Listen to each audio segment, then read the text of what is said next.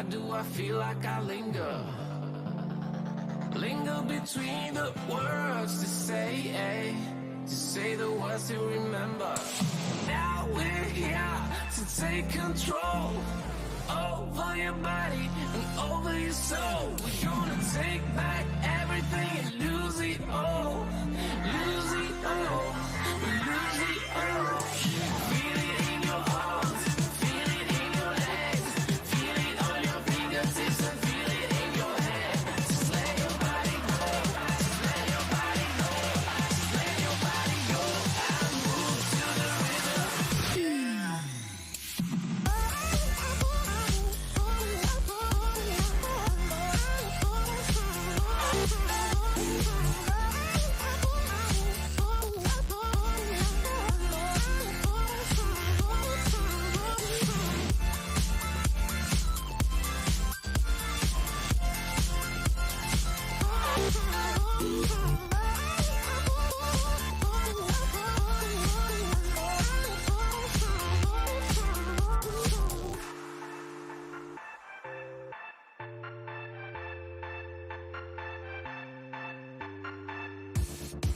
Now we won't go back home today, until the very last hour. We still got few more days to slay, it's gonna get so much louder. Now we're here to take control over your body and over your soul. We're gonna take back everything and lose it all. Lose it all. Lose it all. Feel it in your arms. Feel it in your legs.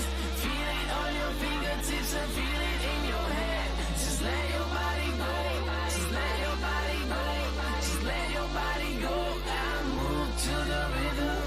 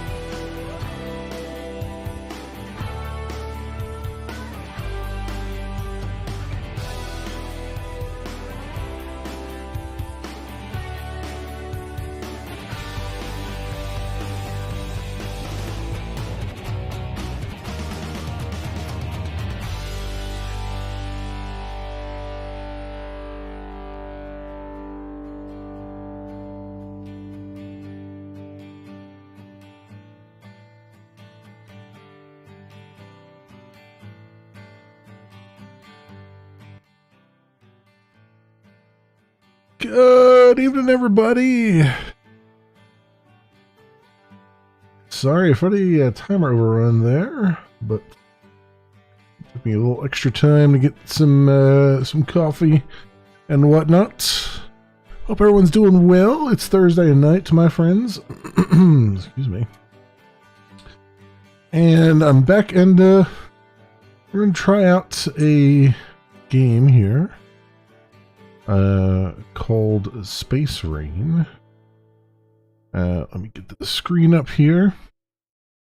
And of course, the camera has decided to die right as I switch the scene here. So let's get that working again. There we go. Okay. Yeah, welcome everybody. Welcome.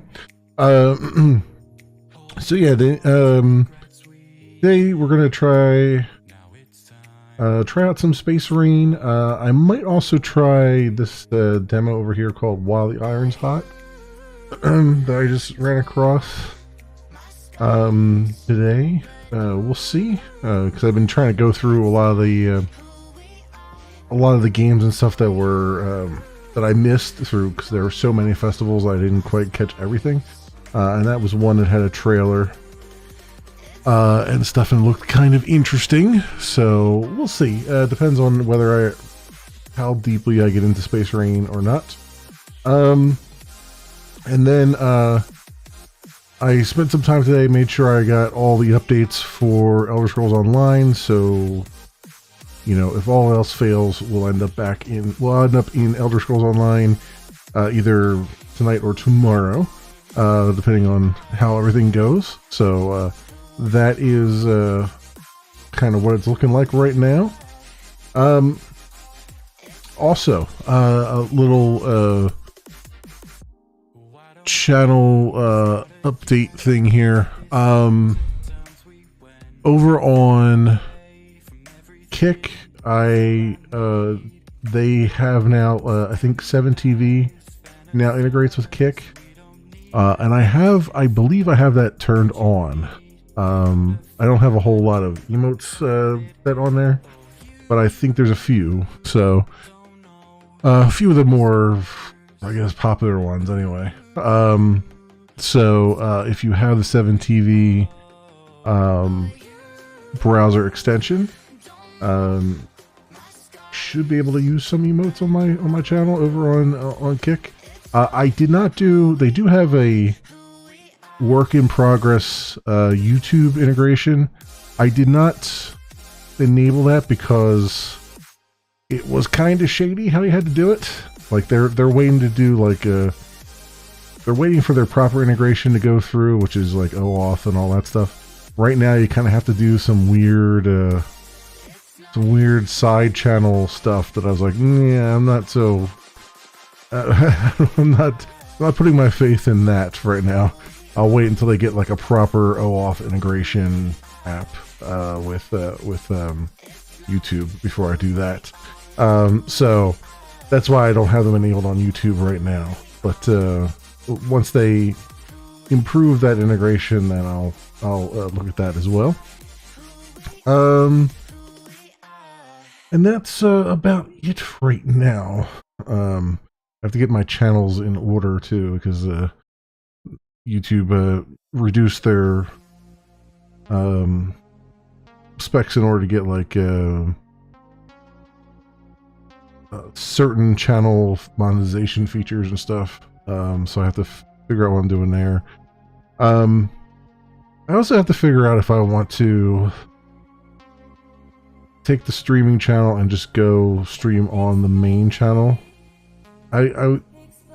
My thought process was having a separate streaming channel from the main channel made sense, because the main channel had edited videos and stuff on it. And now I'm kind of wondering whether or not that was even worth it. because the main channel, I mean, let's put it this way. the main channel has 600 subscribers that I've gained over the years. It doesn't get nearly that many as far as like views or anything like that. But I haven't been putting content up on the main channel for a while, and I still have plans to maybe do some Let's Plays that I just do straight to recording rather than live streaming. But I don't really plan on like chopping up the live streams like I used to, because you can watch the full VOD on the second YouTube channel. So then chopping it up into smaller pieces for the main channel seemed redundant.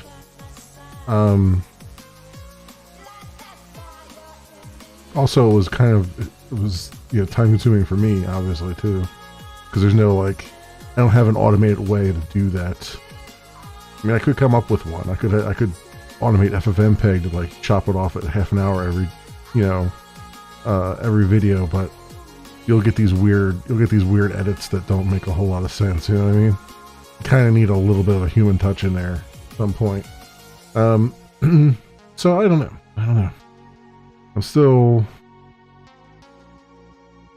on the fence about that, because the problem is that when I'm not doing streaming, I'm either doing off-camera stuff, like Realms of Magic is a good example of that, where I was doing a lot of grinding off-camera. Everspace 2, I was doing a lot of grinding off-camera to be ready for the next stream. So we can keep it moving, keep the flow going. Or I'm working on, the coding project stuff, which I'm doing a lot more of the coding now on stream than I was off. So, that's kind of freed me up a little bit to do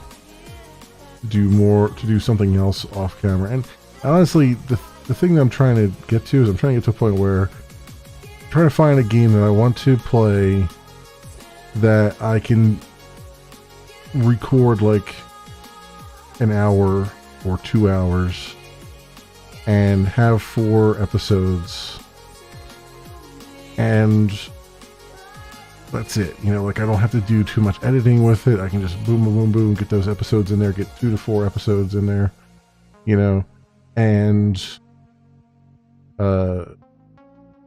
have it sort of time boxed. That's really the only way I could do it. The hard part about that is usually I do the rendering overnight because it takes a couple hours to render out stuff, and I don't have a way to batch render, at least not in Vegas. I've thought about trying to learn how to do the free one that's out there. I want to say Picasso. It's not Picasso, but it's one of those things. Something like that.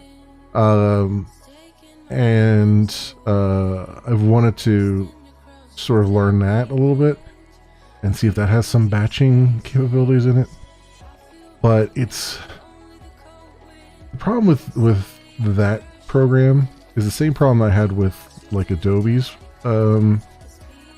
video editing suite, which I tried for a little bit, where the editor is 300% more complicated than it actually needed to be, right? Because I go into Vegas and I'm I just want to cut here, and I want this to crossfade. And so you just grab the piece of video you want to crossfade, you drag it slightly over top of the other video, boom, you get a crossfade. It's simple.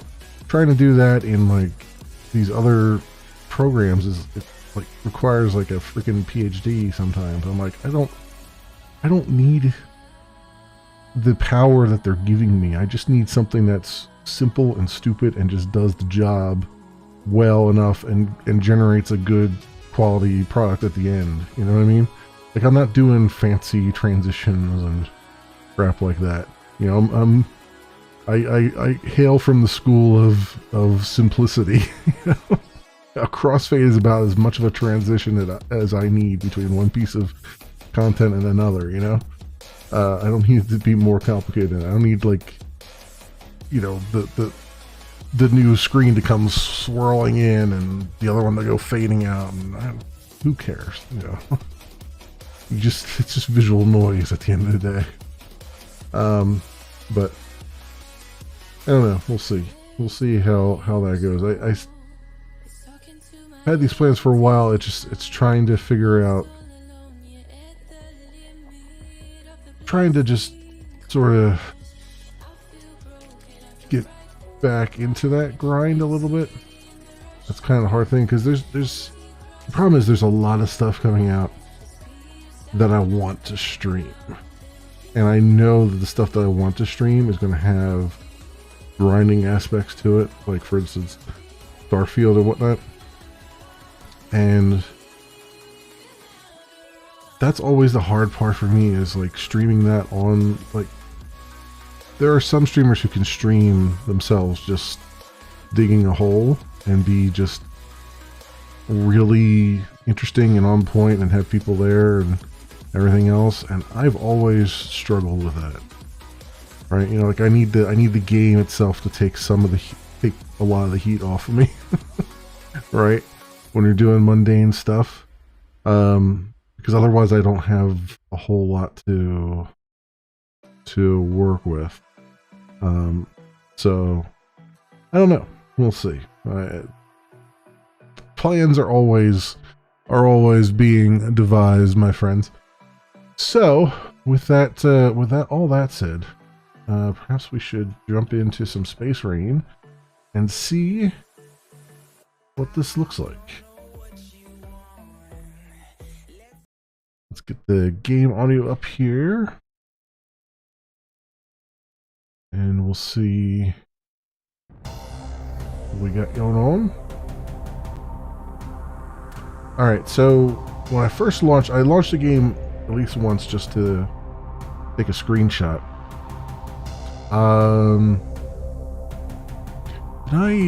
I did...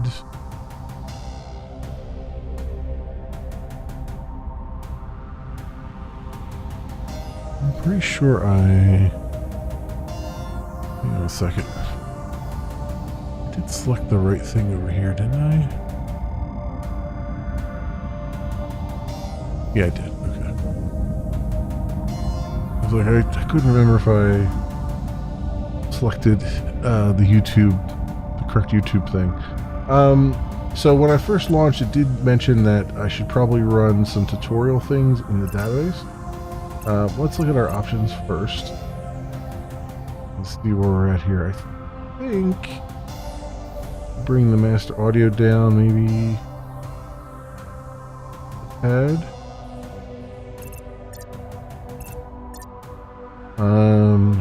Listening disabled. Right, yeah. Quality full resolution. Resync full screen. Alright, fine. Okay, so let's go under database. Figure out what we're doing here. So the basics. Advanced mechanics again. To fully grasp individual gameplay mechanics of Space Rain, I recommend starting with the entries in this guide. Okay, so basics. Find interactive tutorials accessible from the game's main menu. These tutorials are a good start if you're not discussing the basics of Space Sim games. You control your ship. Game phases. So if there's tutorials, then where do I go?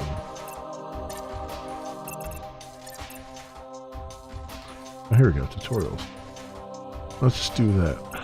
Space control. I mean, I've played some space games before, so this shouldn't be too bad. Shouldn't be too out of my wheelhouse. Welcome to Basic Ship Control Tutorial. Learn how to fly a ship from the first-person cockpit perspective of a Razor-class medium fighter. This tutorial will be periodically updated with something changes or a new feature mixed to the game. Okay. Let's start with ship movement. Use your mouse to rotate the ship using its pitch and yaw. Okay. A and D to roll. W and S to increase or decrease the throttle. Okay. Afterburners with shift. Good. It's all basic stuff that we've done before here.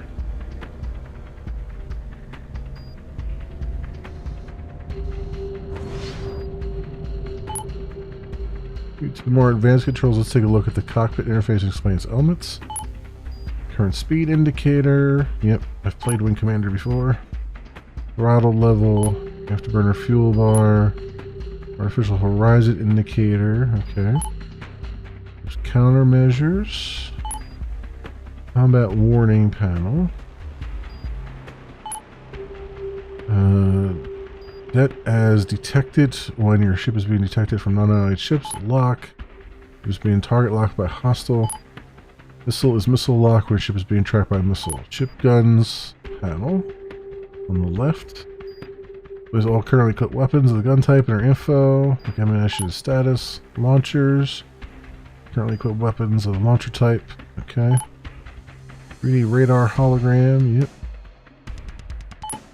Status screen. Comms. Hull integrity bar. Is the current hull status of the ship. Oh, hull integrity bar shows the comms is just the window. A hull integrity bar shows the current hull status of the ship. Okay. Fuel indicator displays the amount of remaining fuel on the ship. Afterburner does not affect this. Okay. The modules panel shows the status and integrity of the individual modules the ship has installed. Ship detection graph. The counter displays the current detection signature of the ship. The ship is emitting based on several factors such as base signature, speed, weapon, and module usage. Okay. So how stealthy I am, basically. Fast travel bar, FT, indicates whether the FT is ready, engaged, or blocked by a hostile object. Okay. Let's do the rest of the next tutorial. How fast travel mode works. While deployed in a sector, you will often find yourself in a situation where standard engine power is not enough to reach your desired destination quickly. This is where fast travel mode comes in. Currently, it does not increase the ship's fuel consumption. However, it does increase your detection signature, since your speed is significantly higher. As stated before, while engaged, it can be disabled by a hostile ship. When your ship enters the FT interface radius. Same rule applies for the hostiles as well. Final task for this tutorial, use the fast travel mode in your ship to reach the last waypoint. Activate the FT mode, press B. Okay.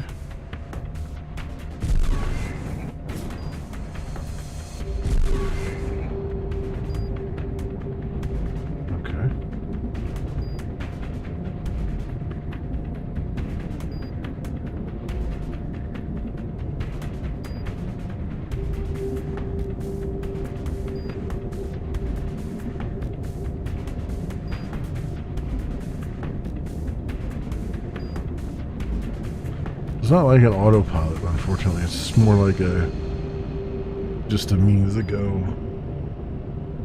from one point to another fast.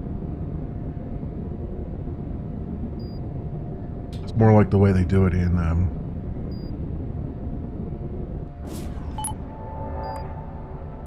more like how they do it in Everspace 2 when you're just traveling in between. You're staying on one map, but you're traveling. You got the sublight engines. Okay, select it from the main menu. Next tutorial. Do that. Combat. Here we go. My favorites. It's a combat tutorial. See to next waypoint. We use as a firing range.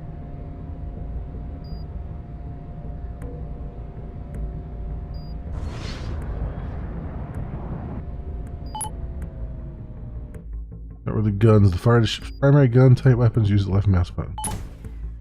Okay. Secondary guns, right mouse button.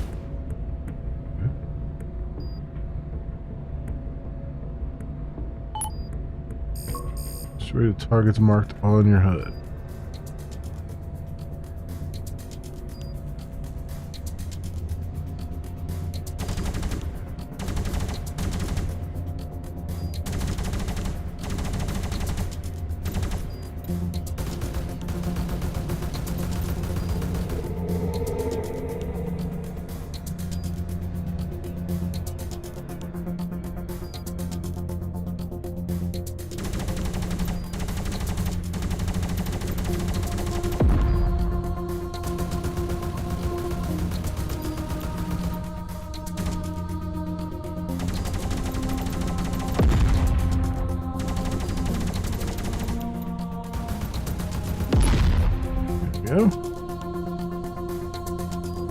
Although it may be quite easy to hit stationary targets, enemies without targeting them, is always better to target them first. Let's get to it. Target an object with frontal targeting. Press your crosshair on the HUD symbol and press T. Alright. You can also cycle between available hostile targets using the tab key. Alright. Press Y to cancel your current target. Target the hostile ship again. Okay.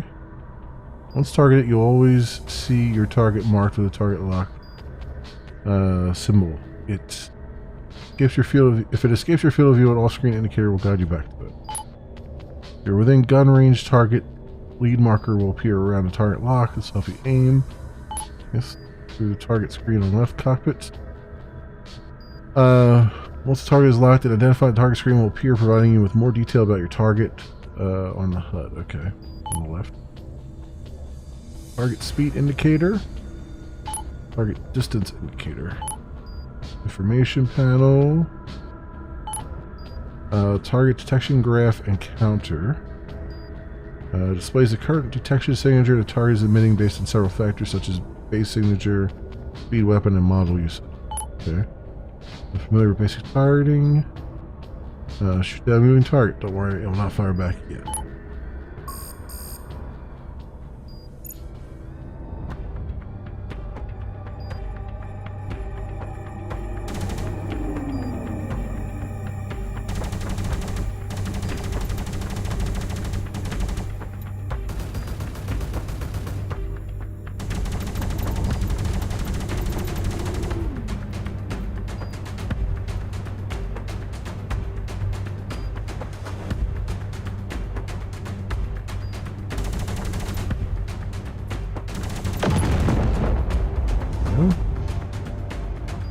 Excellent. We can now move on to second ship weapon systems. Let's get through the entire missile launch sequence. Fly to that firing position waypoint and target the hostile ship. Okay.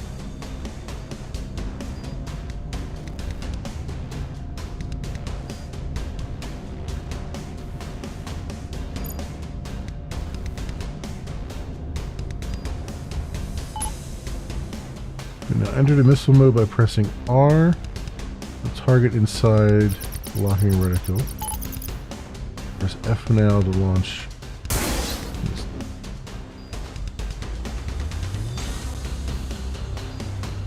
Well, that missile did not go to its target. There we go. That one just tried to just go off into nowhere.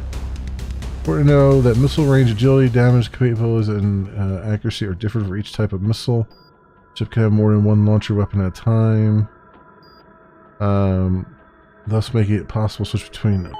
Switch the active missile by pressing C and use it on the next ship. Alright.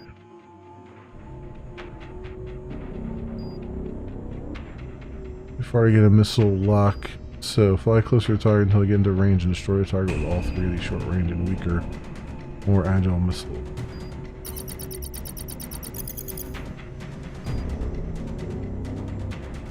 Oh, it tells you the range right there. Okay.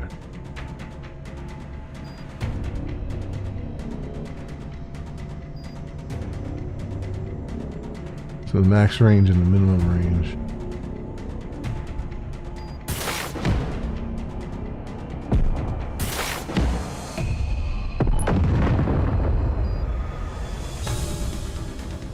Excellent. Target's history, as you now know how to use missiles. I'll defend against them as well. Move to the next waypoint.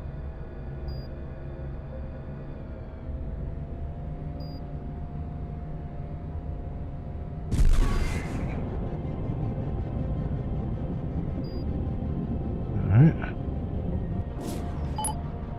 Stop your ship until we begin. Being chased by a missile, you can try and fight its agility and make it lose a target lock, or use countermeasures to do it for you. Since the first method and its efficiency heavily depends on your flying skill, ship type, and the missile itself, using countermeasures is a standard recommended practice. Deploy countermeasures, then we press G to deploy one.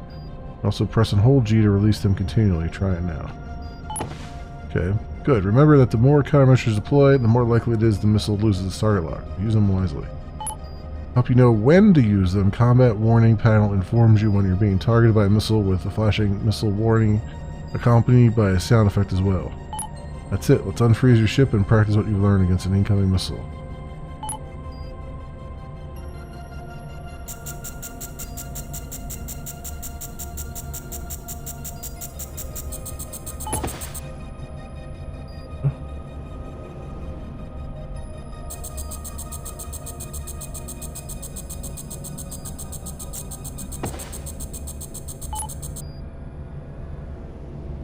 Okay. Right, incoming drones.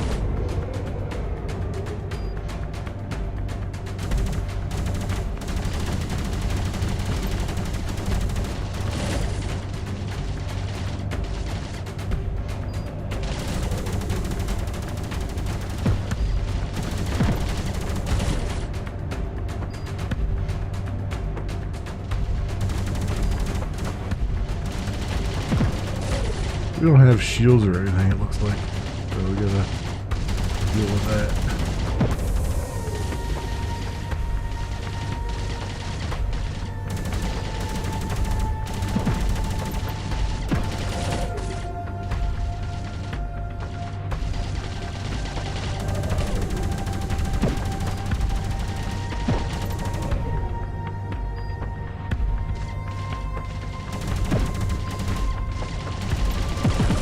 I really don't know how much I've hurt them or not hurt them.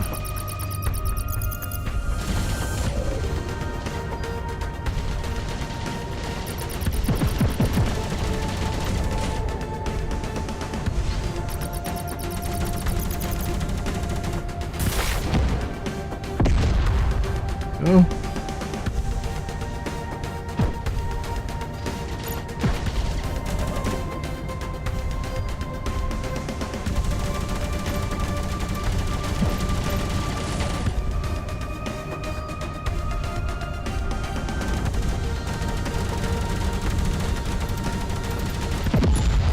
Got him. A lot of my hull, though. We'll do it. This against a more formidable opponent. Oh boy.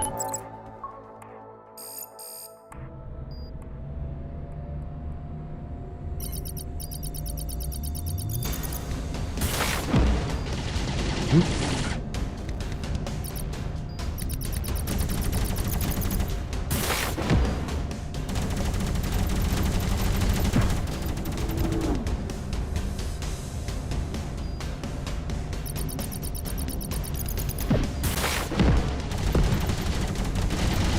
I shot my own missile.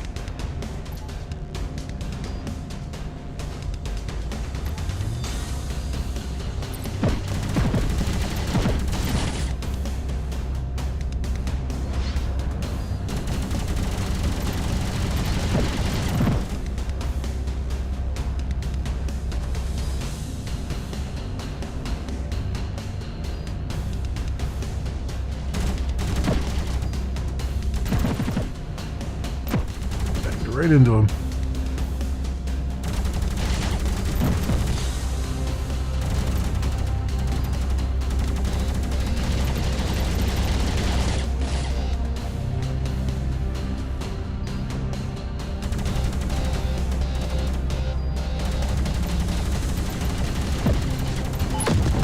I knew if I was doing damage to that guy. Because, like, you can see the pings of, like, bullets hitting him, but you can't really tell. Like, it doesn't, I don't think it shows you their damage down in the target thing there.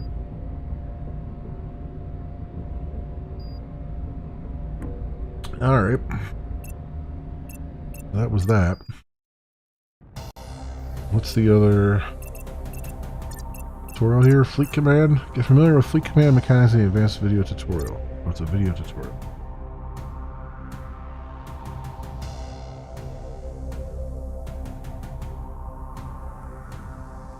Welcome to the Fleet Command tutorial video in which we will get through more advanced options of commanding your fleet while deployed in a sector. All necessary Fleet Command tools are available to you in the tactical interface, or simply TAC view, which gives you a more strategic perspective of a sector in the operation phase. You can check the status of individual ships in the fleet, change their stances and combat modes, and of course assign basic orders such as to move, follow, and attack. Let's begin. You can open the TAC view right after entering a sector by pressing the M key. We can immediately see the change in perspective and the overall advantage the TAC view has to offer when looking around the sector. Wait a minute, what did it say here? Use your WA to immediately see the change in perspective and the... We can immediately see the change in perspective, follow, and attack. Orders received. Let's begin. You can open the TAC view right after entering a sector by pressing the M key. M for map, okay. We can immediately see the change in perspective and the overall advantage the TAC view has to offer when looking around the sector. Use your WASD keys to move around the TAC view camera and mouse to zoom and change its rotation. While in TAC view, you can select a ship in your fleet by directly clicking on its icon in space, or by using the Fleet tab menu, which gives you a more organized view of your fleet. Alright. After a ship has been selected, let's take a look at the unit info panel, which can be found in the bottom right corner of the TAC view.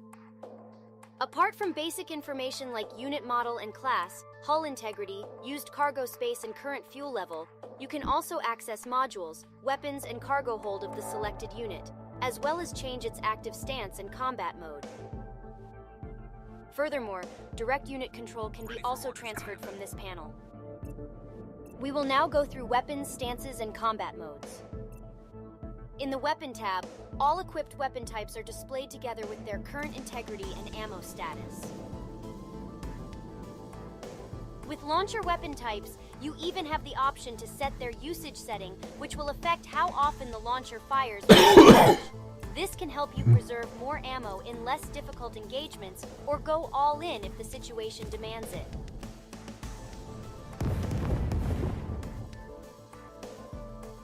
Launcher usage can be also set during the deployment phase in the fleet roster after entering the loadout editing mode, which is then saved between individual sector deployments. Okay. Let's talk about unit stances and combat modes. Unit stances are used to change the default response of a ship after identifying an enemy. In defensive stance, a unit will only attack hostiles in its close proximity.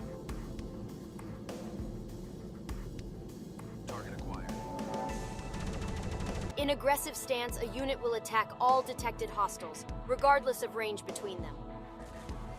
Engaging the enemy. In passive stance, a ship will not move to attack even if targeted by a hostile unit and is actively receiving damage. However, turret weapons will still fire if an enemy is in range.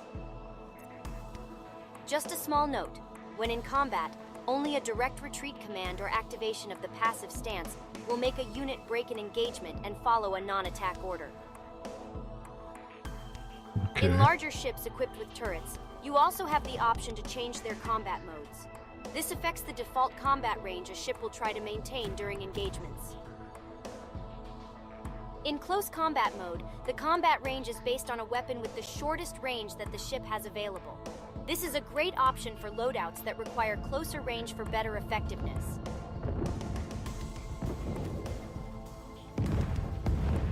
Conversely, in long-range combat mode, the combat range is based on a weapon with the longest range that the ship has available. It is a good idea to use this setting with loadouts that have weapons focused on dealing damage from afar. It's time to learn something about giving orders to your fleet. After a standard ship selection, you can then use your right mouse button to give quick orders to units which are under your command. Ready for orders, Commander. To give a move order, simply right-click with the cursor in Copy that. space, which enables the waypoint editing Ready. mode. Here you can follow the visible instructions to change the altitude as well as waypoint mode between standard Roger and that. retreat. Okay. To confirm Well, the like move order, Homeworld. press right mouse button again. Ready for orders. A lot like Like we Homeworld. have mentioned before, retreat order overrides any active combat behavior of a ship and automatically switches its stance to passive. Standing by. Receiving. Giving a follow order is easy. Just right-click on any friendly, neutral, or unknown unit and your ship will move out immediately if it's not engaged in combat.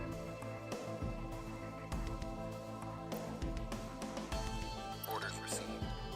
And finally, to give a command to attack, use the right-click on any hostile, after which your unit will confirm and engage the selected target. In Space Rain, it is possible to both command and directly control any ship in your fleet, which gives you the option to maximize the potential of your units. With Okay. the ship selected, navigate to the Advanced Unit Info panel in the bottom right corner of the TAC view and I'll press take the direct- Direct Control button. Direct control. This will immediately transfer the control of the ship and stop any orders it was assigned to. Nice. I can jump between ships After if I the want to. control has been transferred, you can now exit the TAC view by pressing the M key again and start operating the ship manually.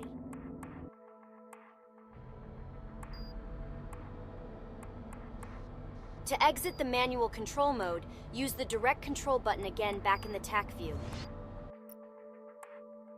Remember, while the pilots under your command are quite capable on their own, direct control mode can have a huge impact on the outcome of a battle when used accordingly.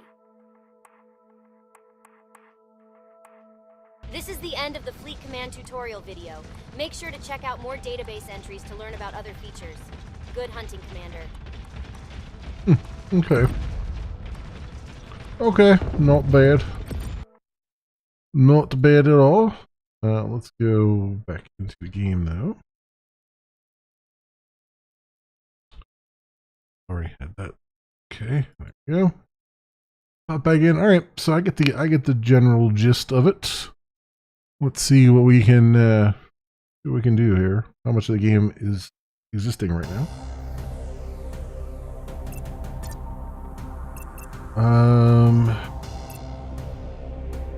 All right.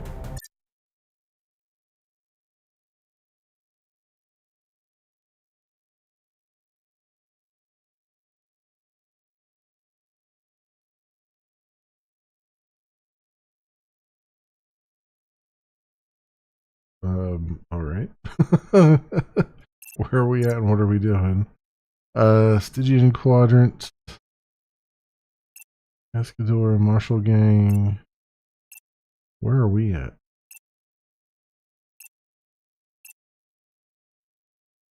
Galactus ships. The shipyard. Base.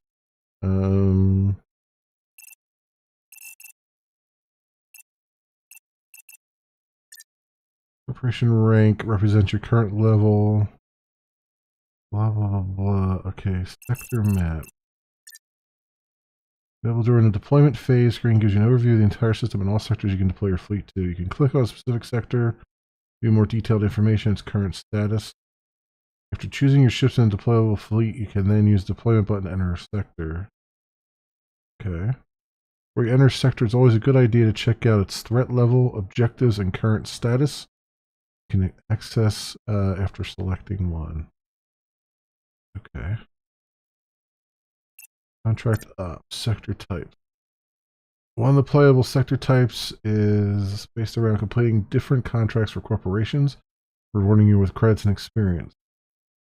All currently available contracts can be viewed in a contract manager, which is accessible from the tactical interface, TAC view. Press M to open.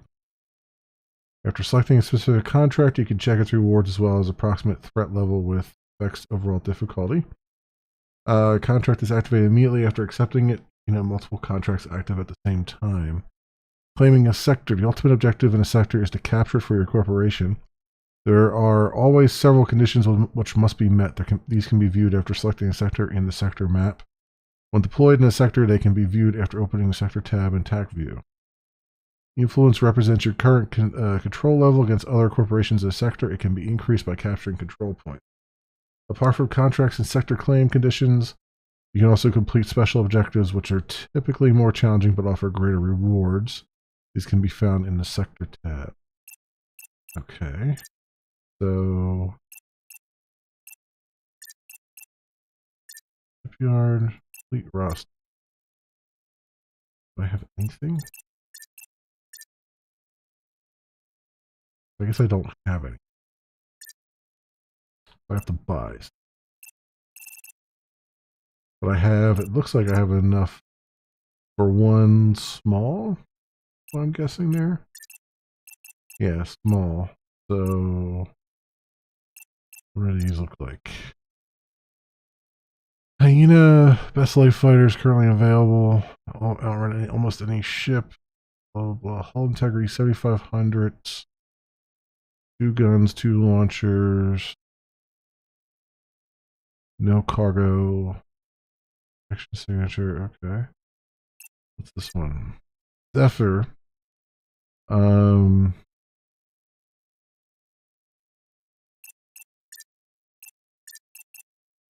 These are all still considered small. Okay, but this is a medium fighter.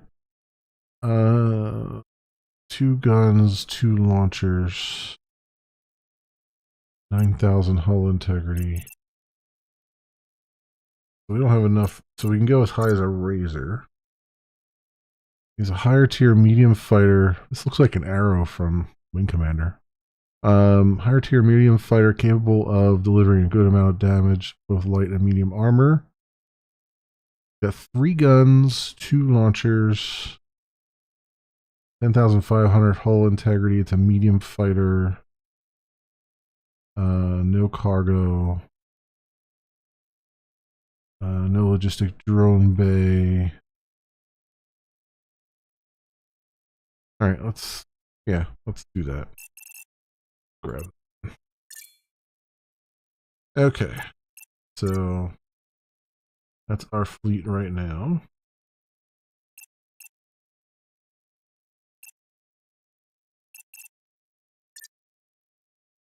So what's our loadout looking like? Heaters, anything in the launcher? Heavy missile, light missile, swarm missile.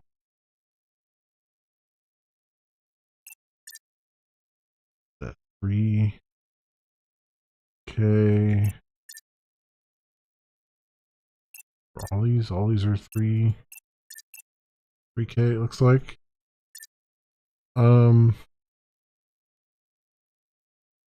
Light missile, target tracking, point defense, target. Place the missile count. Pack launcher fires a salvo of 4 very agile swarm missiles against soft targets. Better chance of evading enemy defenses. Maximum range. The light missile, Sim 4. 4,200 damage, 17 agility. This is 1,500. 200. Maybe I'll grab. I can't. It doesn't look like I can buy any missiles. I don't have enough. I only have 2.5k, and these are all 3k. How about rocket? Can I?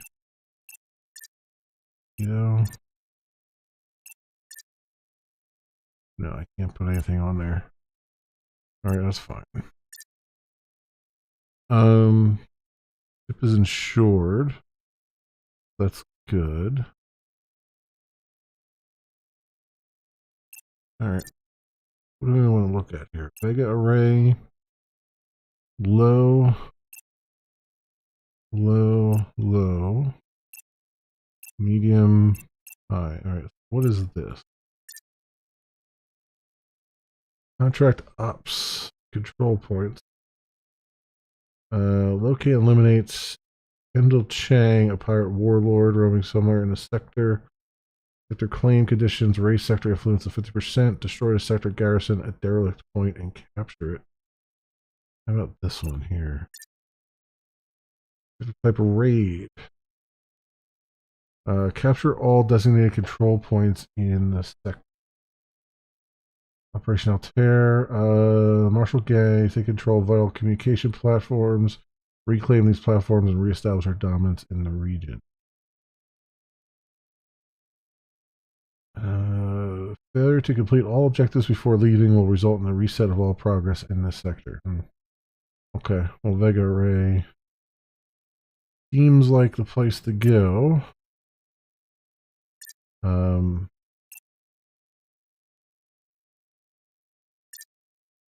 So active and map here and deploy. All right, let's see what we can do.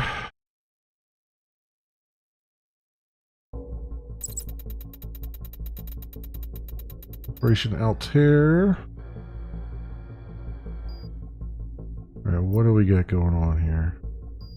Commander, we need those communication platforms back under our control. You should not expect heavy resistance from the pirates, but exercise caution. Novatech Assault Squadron is ready to initiate the assault on your command. Just give the order from your tactical interface when you are ready. Okay. Well, I'll just assault when ready.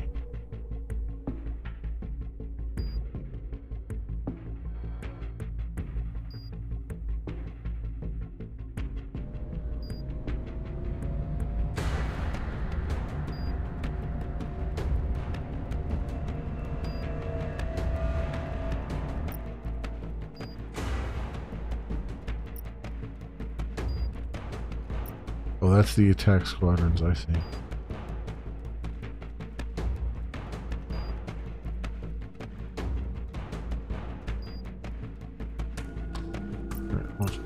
Attention all units, Operation Altair is a go. Okay, so they'll run out in front of me and do their thing.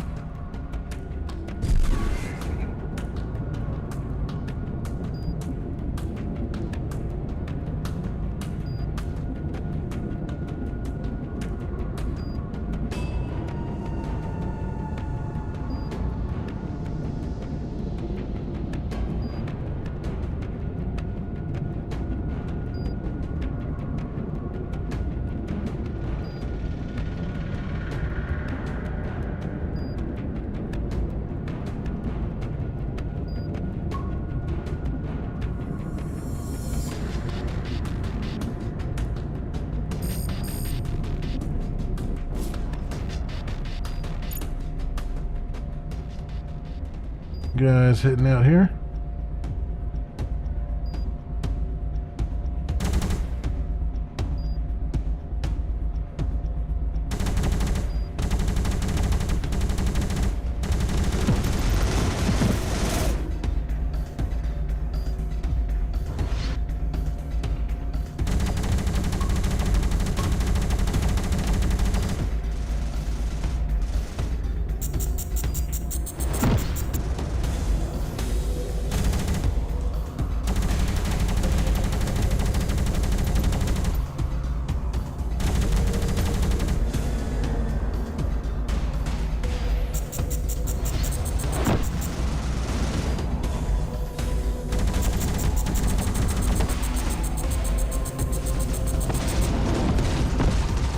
Go.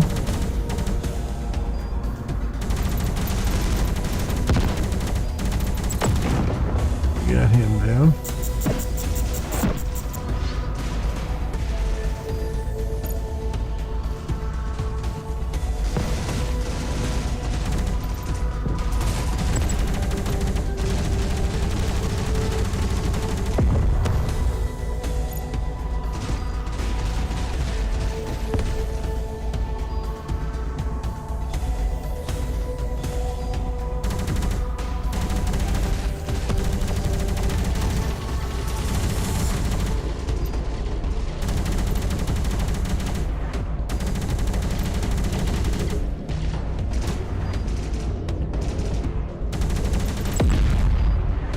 Okay.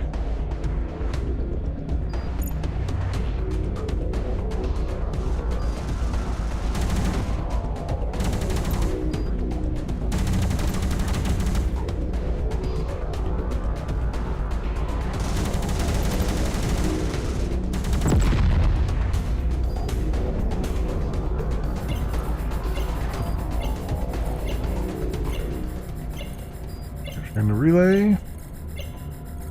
Communication platform AP-1 has been captured. Well done, Commander. Alright, we got a couple more to do. Where are we at here? Right?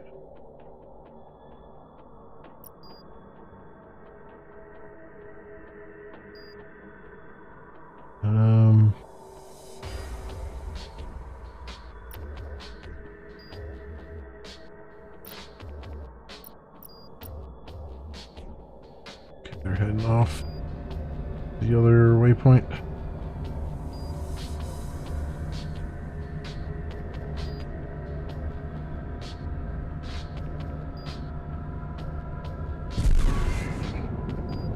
Catch up. It's like they know where they're going. I don't know where I'm going.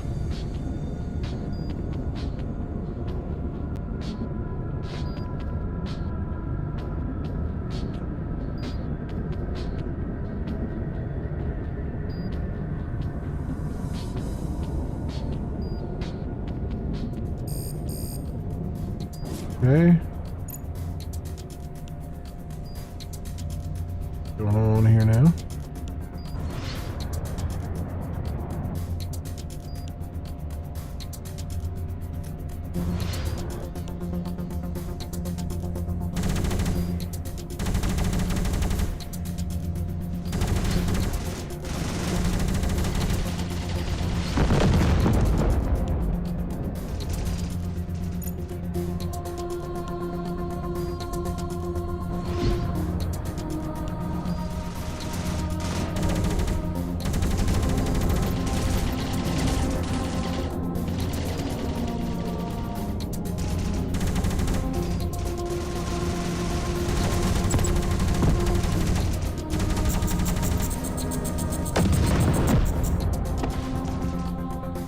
Okay.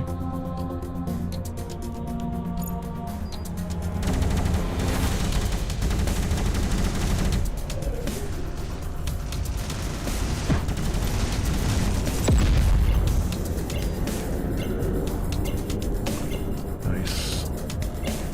Very nice. Satellite platform AP-2 is back under our control. Okay, and then next one is over there.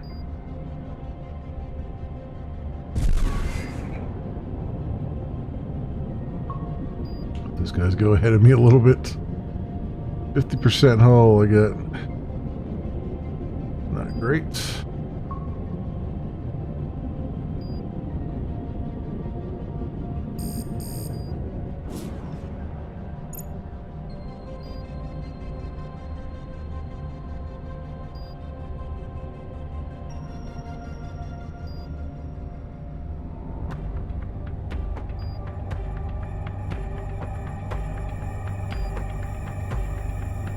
Like a medium over there, it looks like. A diamond. That'll be a thing.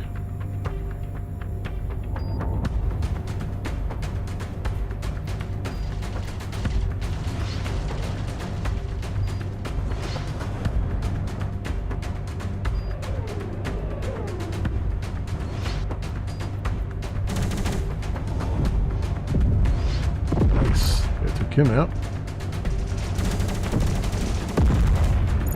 Cool, these guys are actually a lot better shots than I am.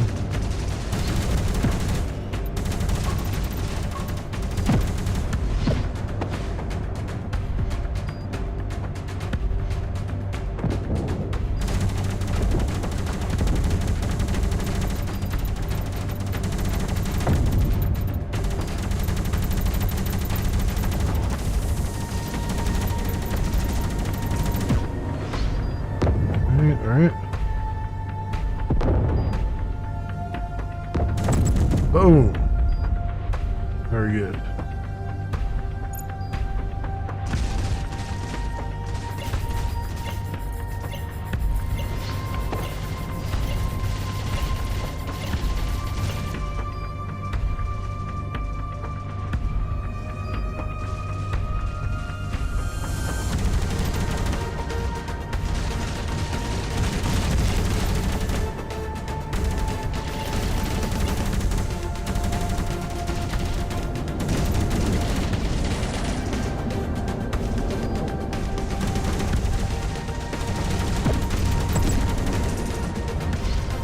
I got him. Did.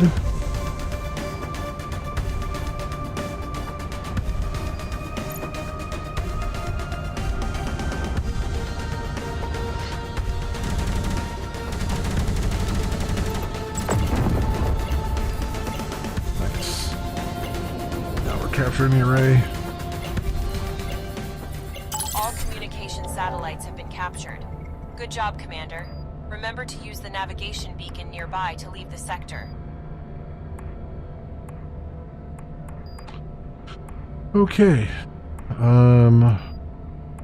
Where is the navigation beacon?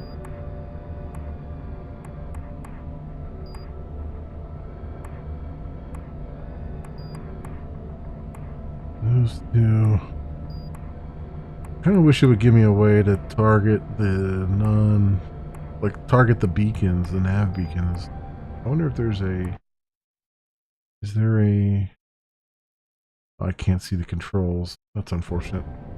Yeah, I wish there was a way to just target the nav beacons and stuff.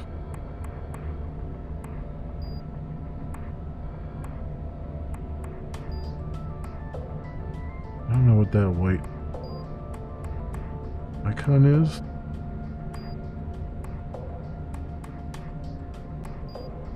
That's a nav beacon? Oh, it's Wreck-It. Moving out.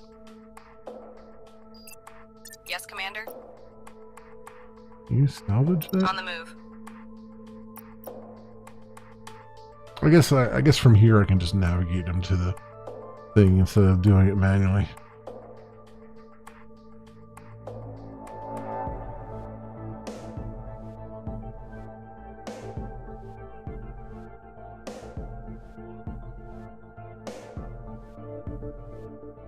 I don't know if you can salvage anything or not.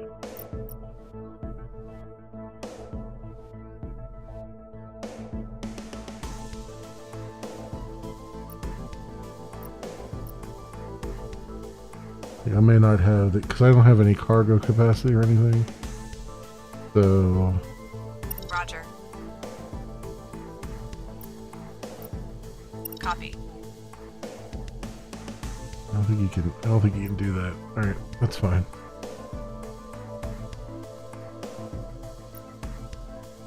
Affirmative. Head to the exit. Yeah, because there's other salvage things here.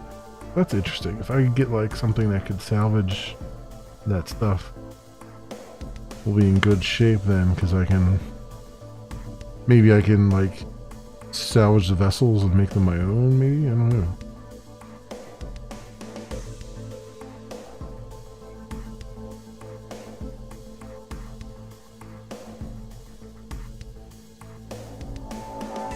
Alright, and I'll head to the exits.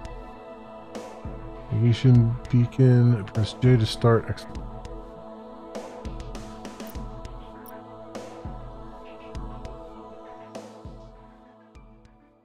Very good.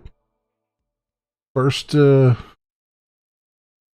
first mission successful. So not too shabby.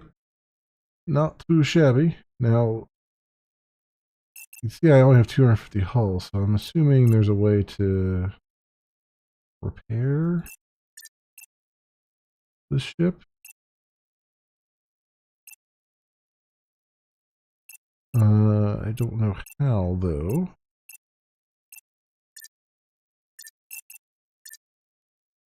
In hangar. Okay, so that's how you swap it between that and in hangar.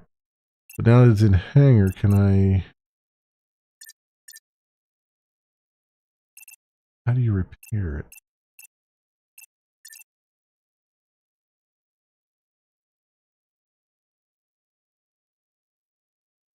Oh wait, no, I guess it. Oh no, this must be. Oh, this is the XP I got. 250 out of 500 XP.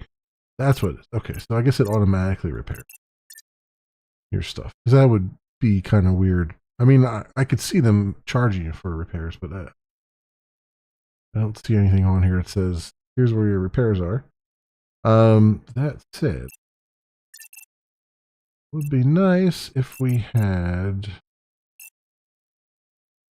a launcher on here. A light missile, maybe? Confirm that. Alright.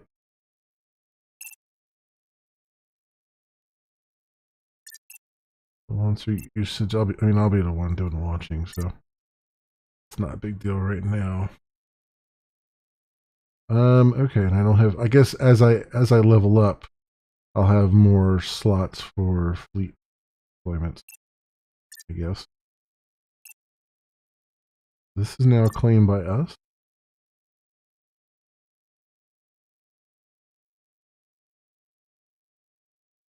Okay. Then this one here is control points, contract ops. Okay, eliminate Kendall Chang, a pirate warlord. Race sector influence of 50%. Destroy a sector garrison at derelict point. And capture it.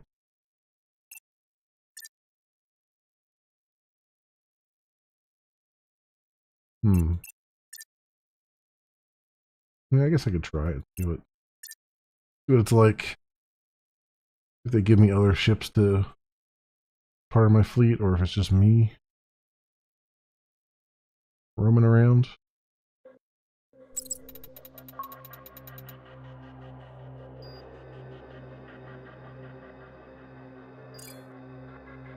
Oops. Okay.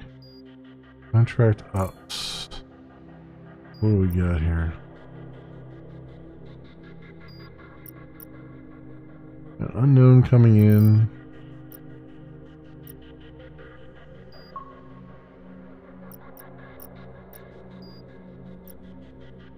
These are friendly, it looks like.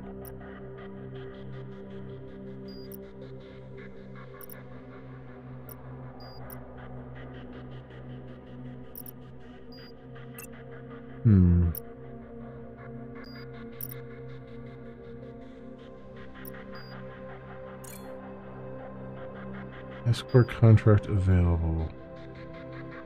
Escort, huh?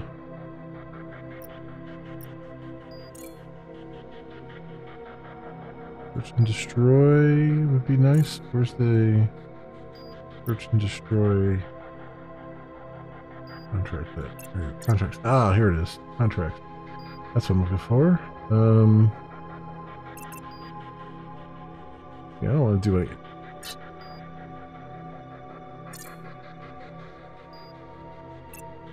And destroy. Search and destroy. Okay, so where are they at?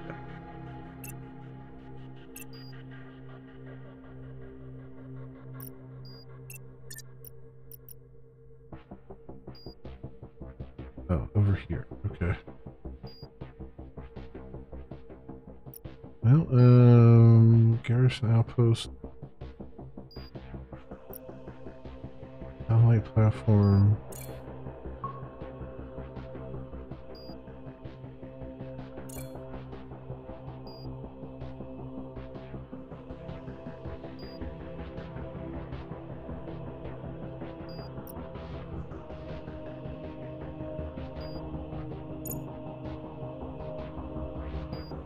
My Marshall gang.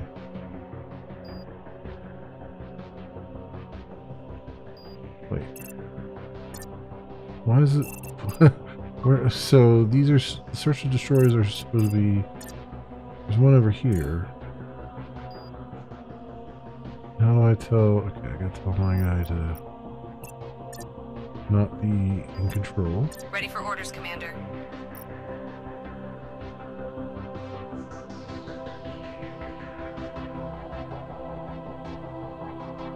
Out of here.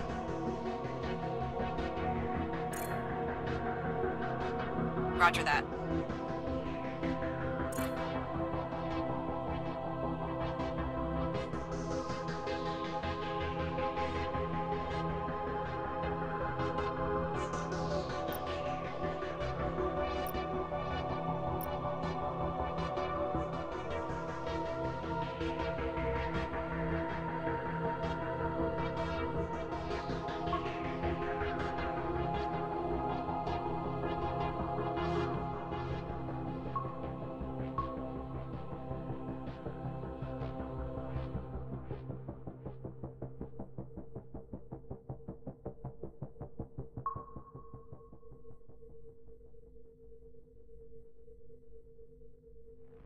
Copy that.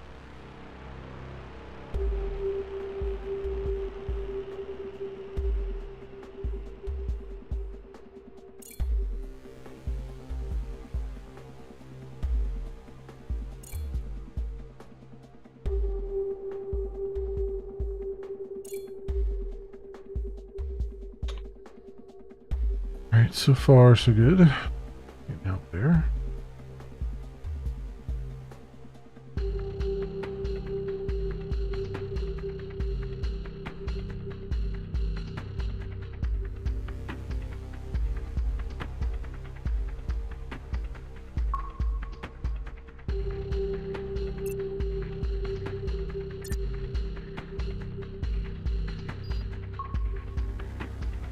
Okay, where are we at now? Down here.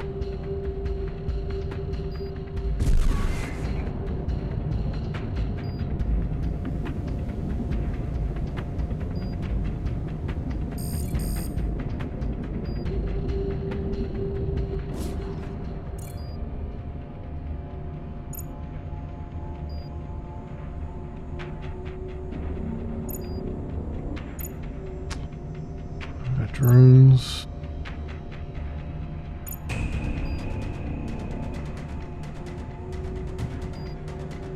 Okay.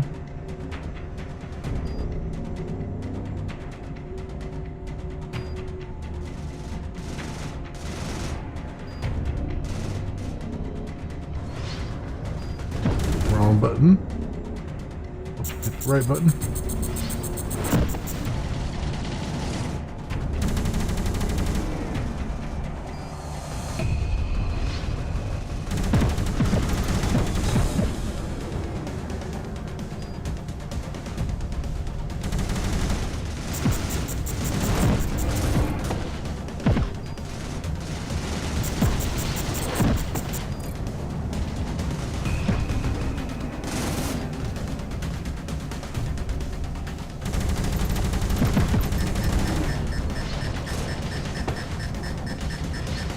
Wow.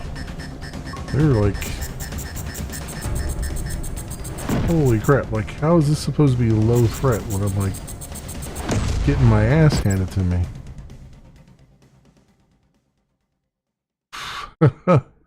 Okay. And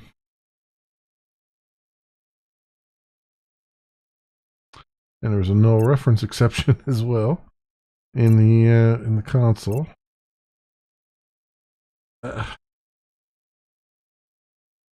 Yeah. And now my fleet is... So what do I... So I had that other thing on... What about the whatchamacallit? The insurance I had for that thing. Doesn't it... Don't they replace?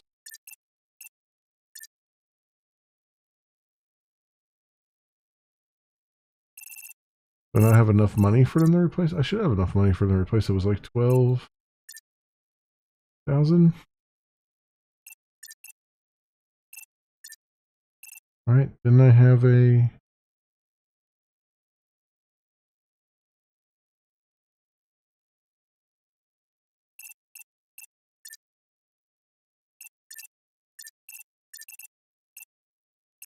Is that what the null reference? Was that the null pointer that they got? Was that they couldn't do the insurance? I I like the idea what they're going for here. It's very clunky, like super clunky. To try to get around, like I get that they really want you to navigate via the map. But you have to like you have to relinquish control and then have it go do its thing. And it's like, I feel like they could have just,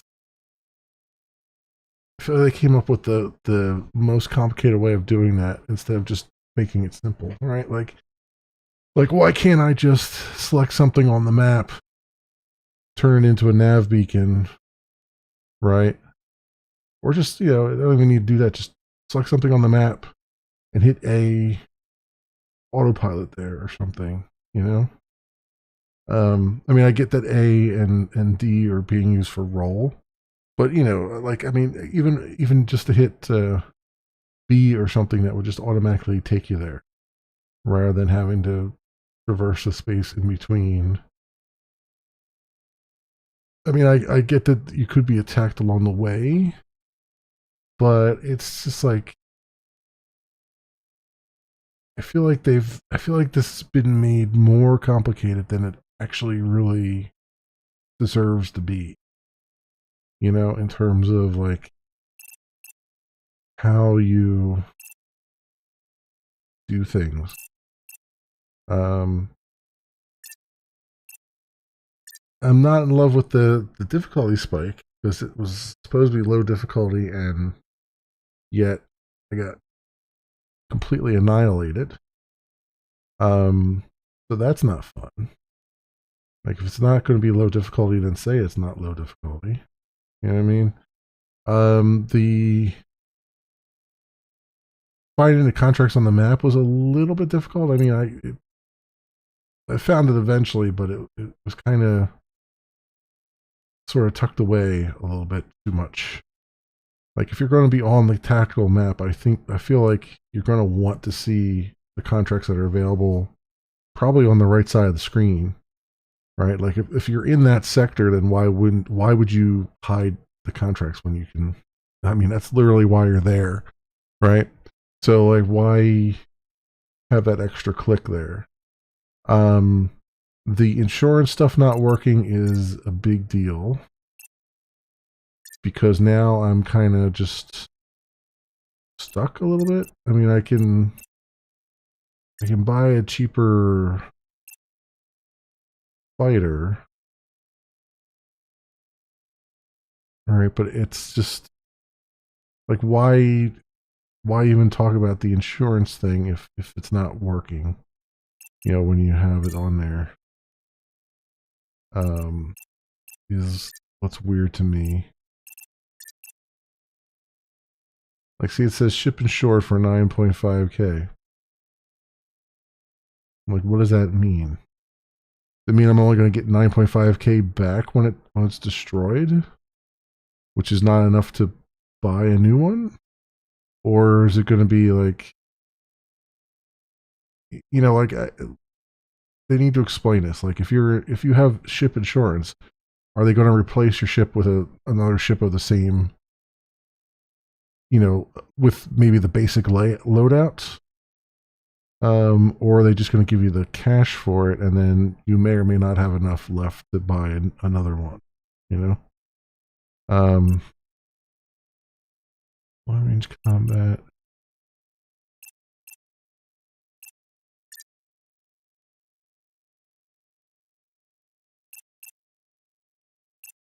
Launchers, repeaters.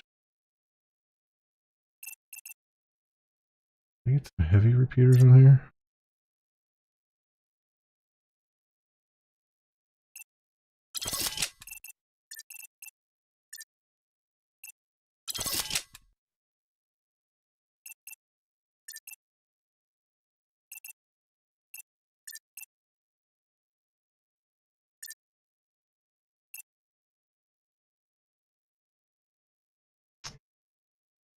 Two light missile.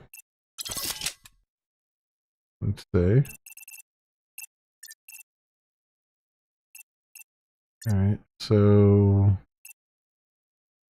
I guess we try again, or maybe I should just go to the Venom Nebula and do this one. Operation Trident. Pirates are also using an early warning system platform. Call for reinforcements should they detect a threat. Is recommended to capture it before launching the main attack. Using a vast wreck field. Okay. EWS to call for reinforcements. Okay. Yeah. Let's try that and see what that is like.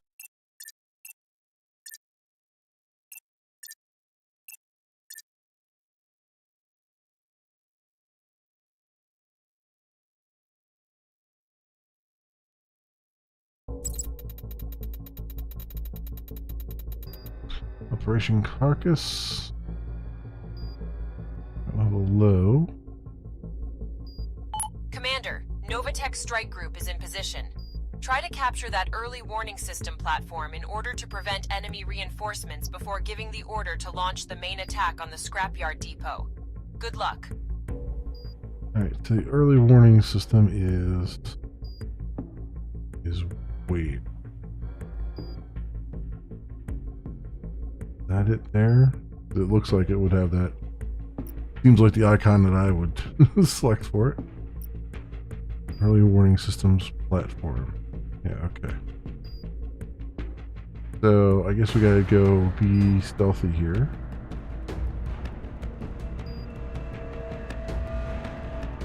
Much as we can.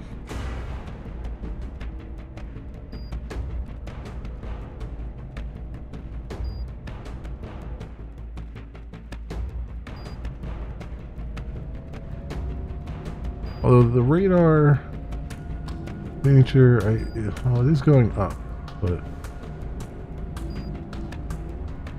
the line underneath it doesn't seem like it very helpful.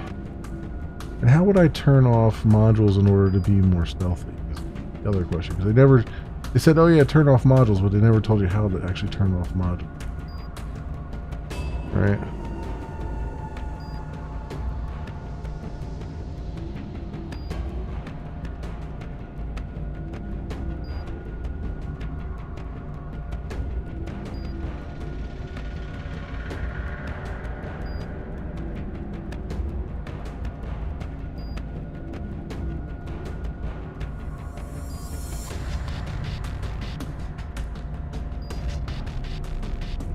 How far out are we from it? I guess I turn off modules here.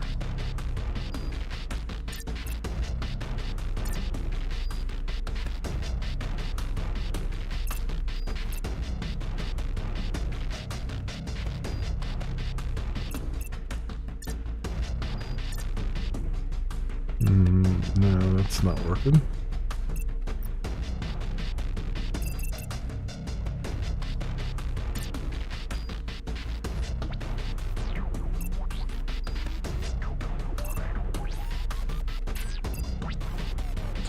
Detection range.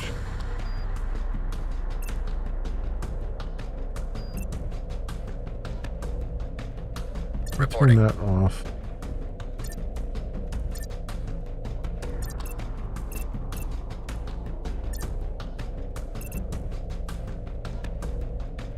They won't let me actually toggle these off.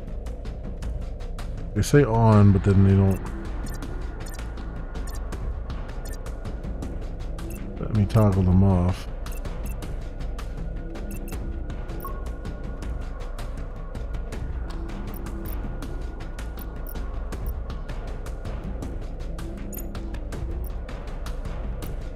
Yes, Commander.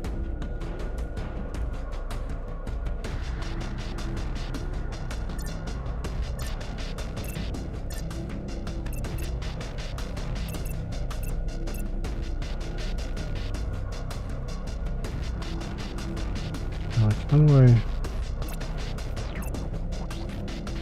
There's just no way to do it? Like... There's no way to turn that off?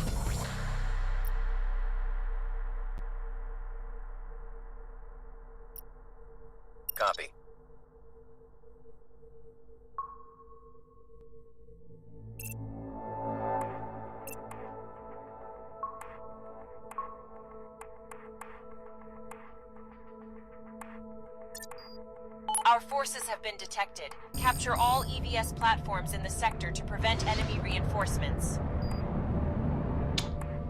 Yeah, I don't know what they expected me to do there. I can't, like, turn anything off.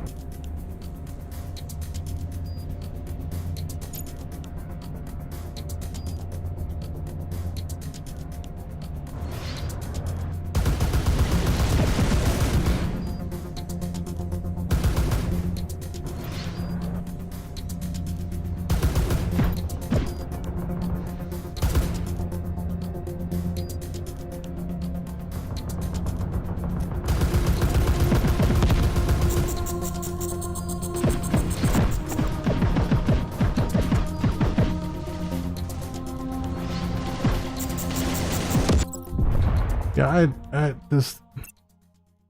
don't know, man. They've got a lot of work to do with this. Like, this is not even fun at the moment, which is unfortunate. Yeah, wow. It's the tutorials are, I mean, tutorials are nice to get you into it. They mention nothing that's important for the actual gameplay. And then when you jump into the actual gameplay, it just completely overwhelms you, even when you're in low, a low alert area, right? And it's just, I want to like this game because it's the type of game that I definitely want to play, and I definitely want to keep my eye on it. But man, the game is doing its best to make me hate it at every turn, right? It's like, geez. The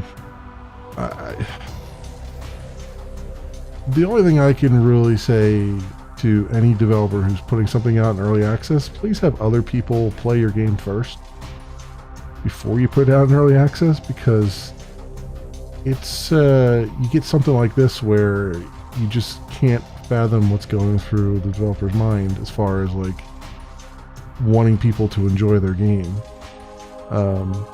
because it's doing a lot of things to make you hate the game.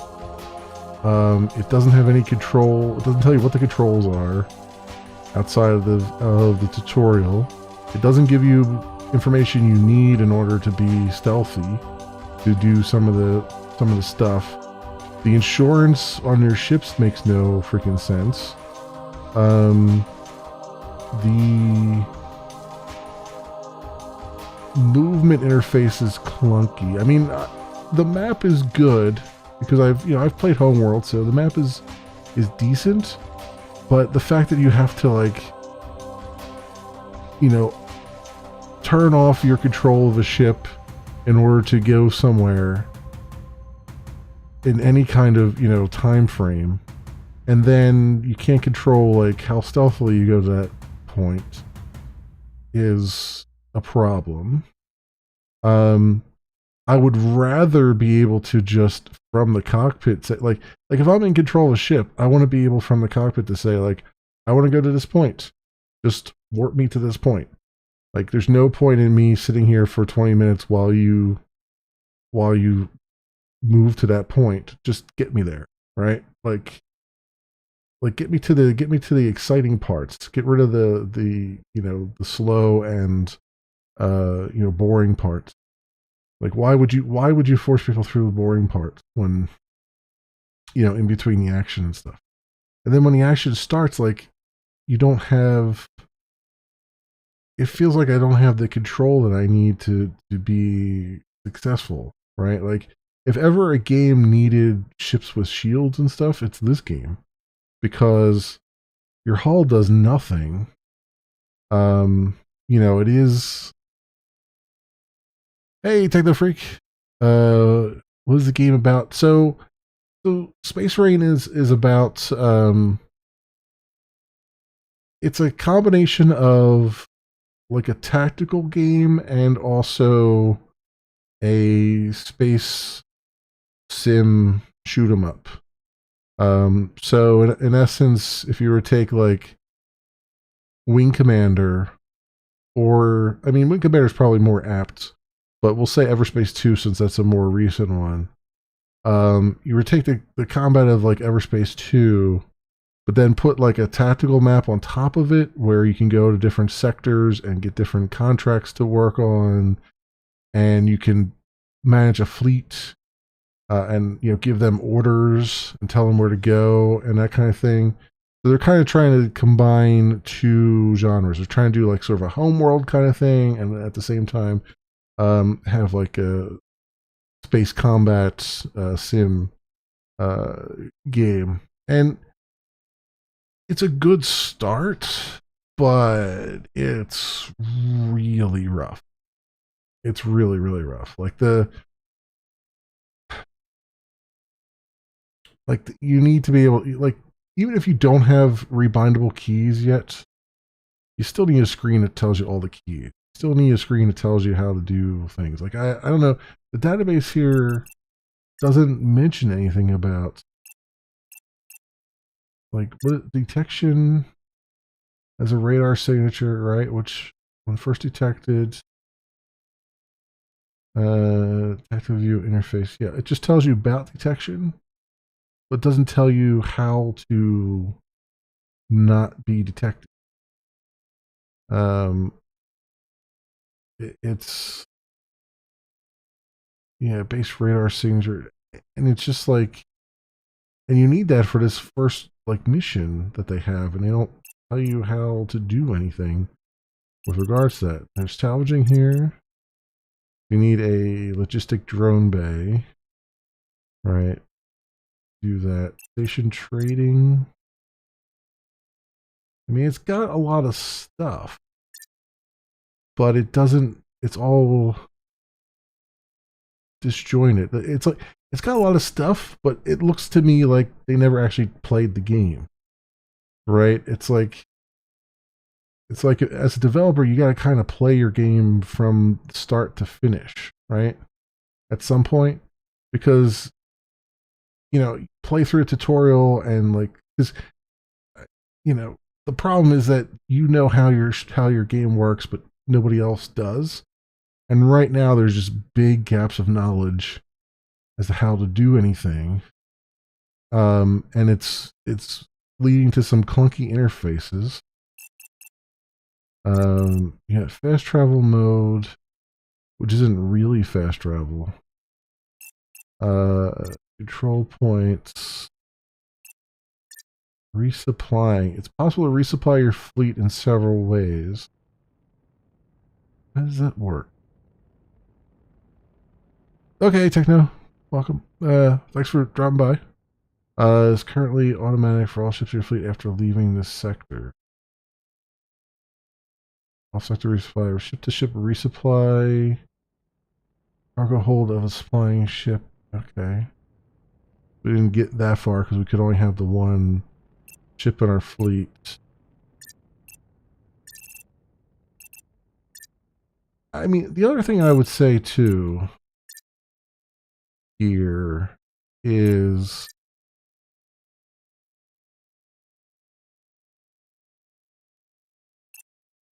this.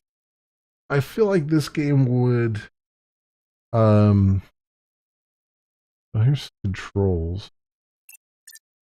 Oh, here's what I've been looking for. Like, yeah, just bury it. Why not? Why don't you? At the time. So roll right, throttle, cycle target, zoom in, fast travel mode, tactical view, toggle UI with P. And that's it. They don't talk about power management or anything. So like, get your radar signature down. Like, none of that is a thing. I don't know. This game would benefit from not starting people at the very beginning. Right? This would benefit from giving the players a small fleet, a few fighters and maybe a medium thing here or there, and a little bit of money, and just kind of have like a sector or two that's already under their control, and then just kind of put you at a point where you can do all of these other things, like you can do salvaging and all that stuff, and station trading and stuff. Right? By starting them off at the very beginning, you've created a problem where you can't progress. Right? The failure is so devastating that you get to a point very quickly where you're like, why am I bothering to play this game? You know what I mean? The frustration level is very high, and you need to put it in such a way that the frustration level is not high, or at least, here's a thought: in early access, don't turn off, allow the players to have one ship that is invulnerable. And by invulnerable, I mean you can still get destroyed and you can still lose, but as soon as you come back to your fleet menu, your ship is magically there, right? You know what I mean? Make it so that there's, and just say like, in the real game, you're not going to have this, which is fine. Or make it an option, a difficulty option where it's like you always have one ship. You can designate what ship you want to be invulnerable, but that ship will always be returned to you intact, even after it's destroyed, right? And it still can get destroyed like any other ship during the operation phases, but at the end you'll still get it back. And then that way you eliminate some of the frustration. You get people into the pattern of learning how the game works, frustration-free learning, and just keep on rolling forward like that. And right now, it's like, I'm sitting here like, why am I bothering to try and grind against this game? Because it's so out of whack right now. The difficulty is so not matching up what I would expect it to be, that it's just, I'm basically sandpapering my face. You know what I mean? It's like, why do it? Why bother with that? And it's unfortunate because like I said, I think there's some really good stuff here. It's a really good start, but it's too much of a frustration simulator right now, and not enough of a enjoyment simulator. Like they need to put the fun back into the game. They've removed everything that could have been fun about it, and have left a shell of an experience. I feel like it's unfortunate, but anyway, that is Space Rain. I'm not going to play any more of that right now. It's too frustrating to deal with. So let's go and try out another game on my list, and we'll see what that entails. I'm gonna pop on over to While the Iron's Hot. This is one that seemed interesting. Let me change my title here. We're gonna do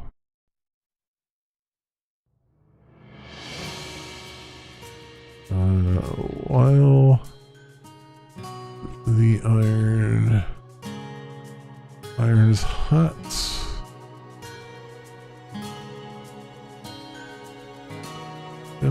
So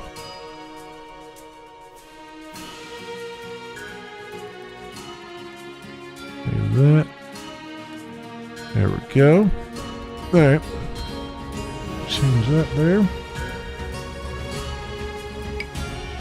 Let's see what we got going on here. Green shake off. All vibrations. Wheels on. Audio is very loud. Get down a little bit. There we go. And controls. WASD, F to interact, shift to run, space to jump. Smash hammer with F, QTEs or WASD. Cancel medium I. Codex journal inventory is I. E destroy item R. Okay. Straightforward. Let's do it. See what this game is all about. Hey, looka. Time to wake up. Come outside when you've got your feet under you. There's some work to do. Alright, movement interactions. Your energy gets depleted over time. Make sure you keep an eye on it or you'll pass out and have to pay for someone to bring you back to safety. Okay.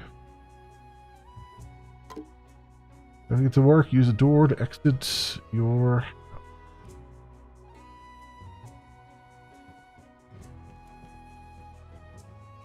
I do. Is there anything in here? No items in the safe? Alright.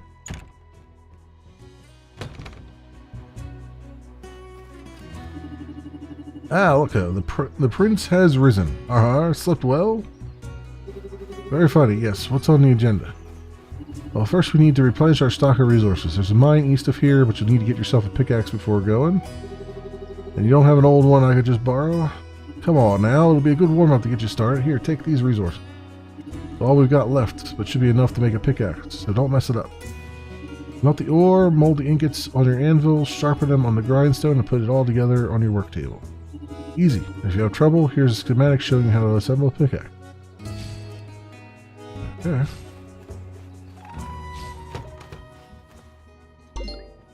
Forging. Upgrade your forge to craft items more efficient. So interact with the smelter to smelt 6 iron ore. Press to select one from the stack. Hold to select the whole stack. Press to remove one item from selection. Hold to deselect everything. Press to destroy selected held item. Deselect everything. Okay.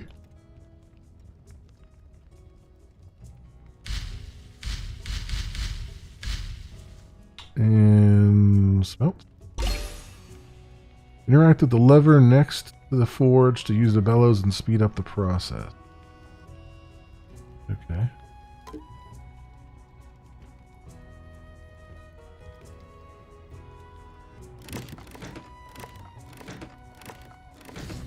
I see. Oh. Okay. One way or the other it worked. Alright. Interact with the anvil to forge 2 iron curved plate. Iron curved plate. 1 of 2. Anvil. Hammer on the pieces outside of the green border to make the hot ingot match the shape. Outside of the green border, make the hot ingot match the shape. Okay.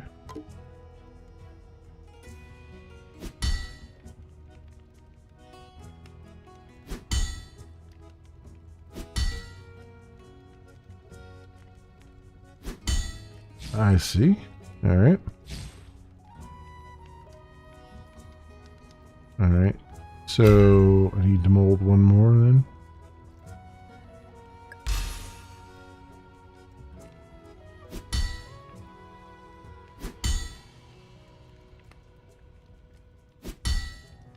There we go. So you can cut it off early then. That's what it looks like. All right. Interact with the grindstone to sharpen the 2 pieces. Okay.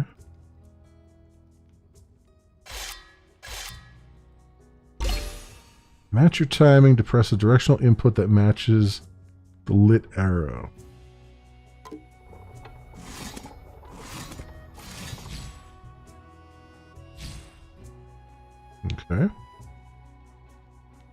Interact with your work table to assemble the pickaxe. Okay.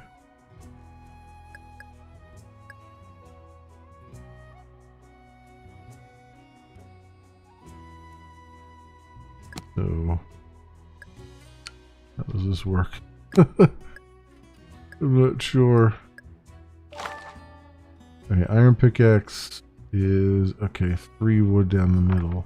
I see.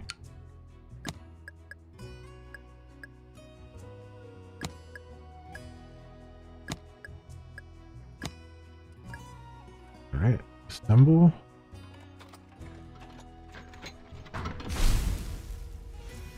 There we go. Sweet. Oh wait, do I have to take the pickaxe?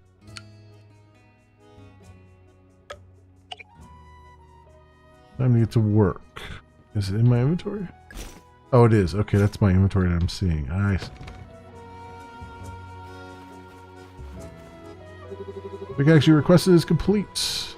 Oh, my eye, I can hardly look at its beauty. Shame, you'll have to scuff it digging for materials. Exit the village and go east. You'll stumble upon a mine and it should have plenty of ore. Better get going then.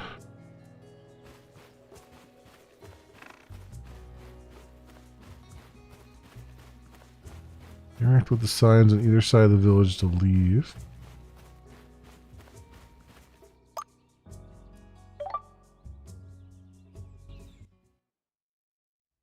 Okay.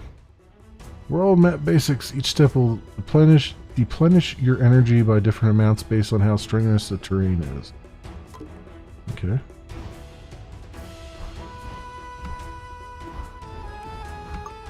This location, yep. Gather the iron ore.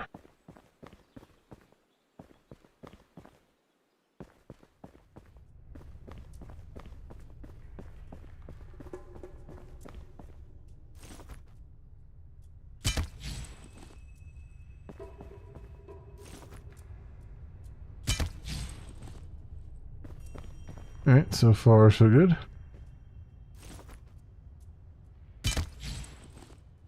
And return to the forge.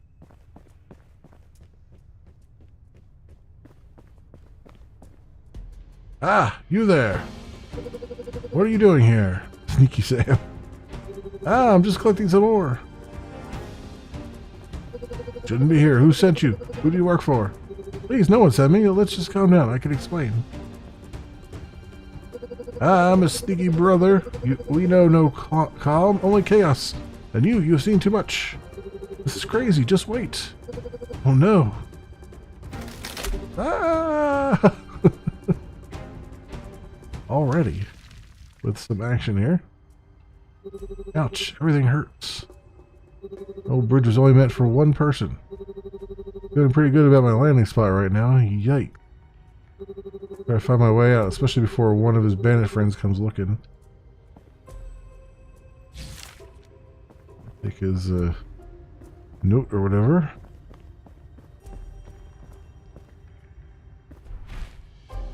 Ooh, hello. Hello, chest of randomness.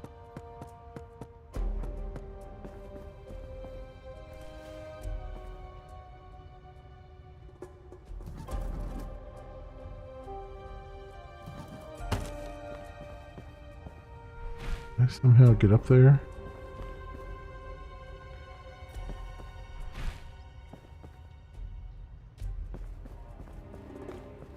I just gotta pull this over.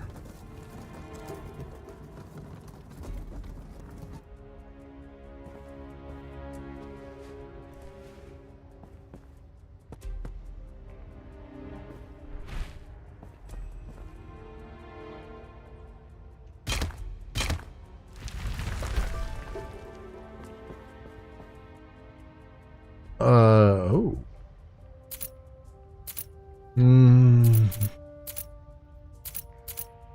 Okay. So we'll try that, that.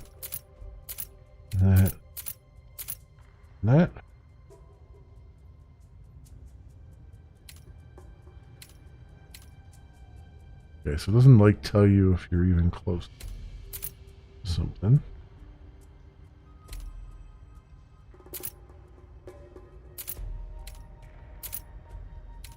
Alright, so if we're going to do this, we're going to do it like one at a time here. Something.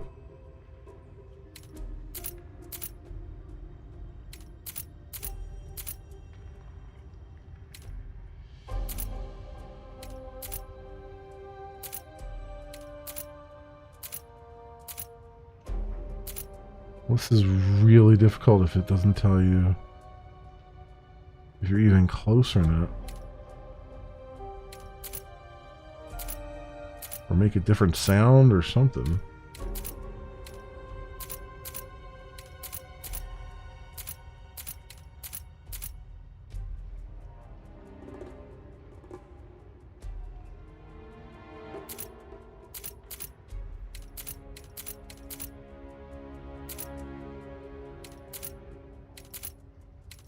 I wonder if that note they had. Oh, here we go. L-O-V-Y. I guess I should have thought about that in the first place. L-O-V-Y. Ooh. Hello there.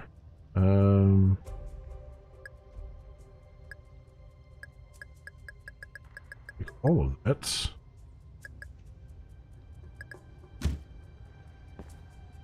Do I equip things here? Oh, can be gifted to a friend. Okay.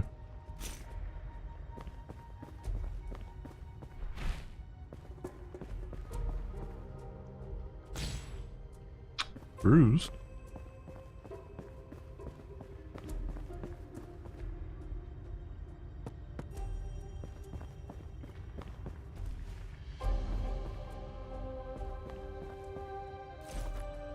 Let's grab that while we're here.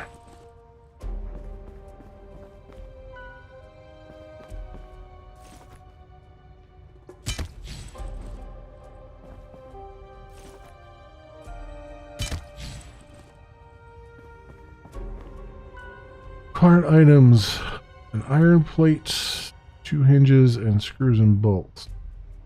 Do I not have an iron plate anywhere? Was there something else on this other side?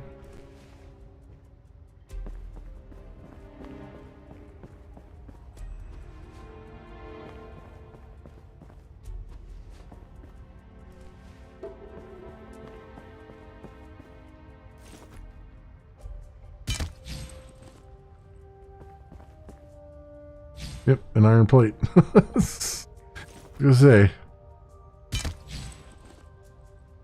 Alright, that works for me.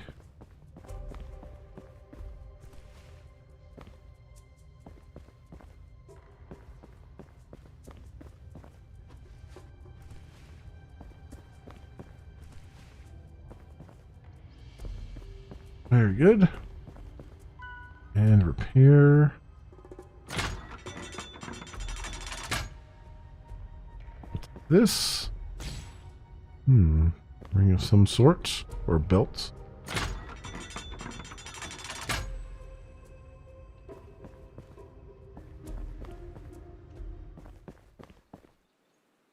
Okay.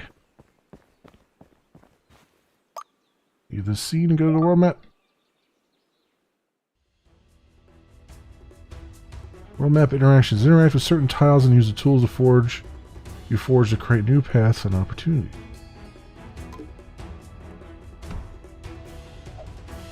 I have an axe for that. Okay.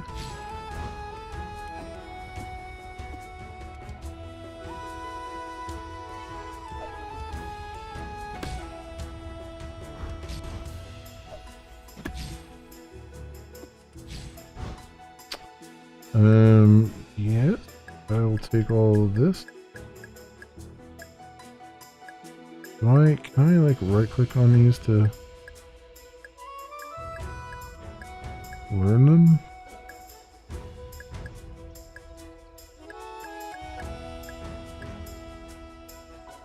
Just use them.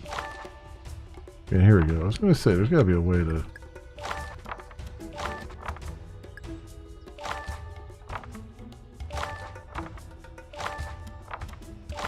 Iron sword, cast iron skillet pan, iron hammer. That works. That works for me.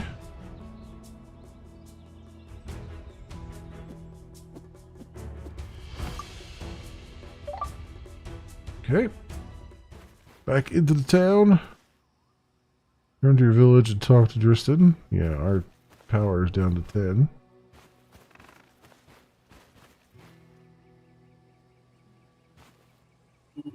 Whoa, what happened to you? See the other guy. Other guy, what have you been up to, kid? Thief got angry that I was gathering ore in there. We ended up breaking the old bridge and falling to lower levels of the mine. We're gonna need to rest after this adventure. Overexertion will make you pass out. Come find me when you had a chance to recover. I have an order you'll like to hear about. Okay.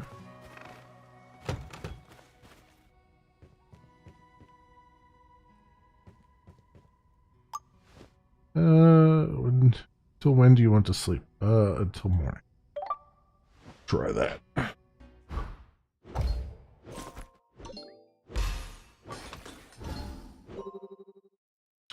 Quest completed. Characters met. XP. Almost to the next level then.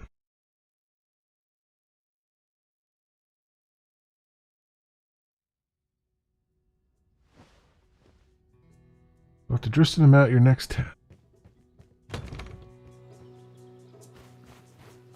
Go out here on the bench sleeping.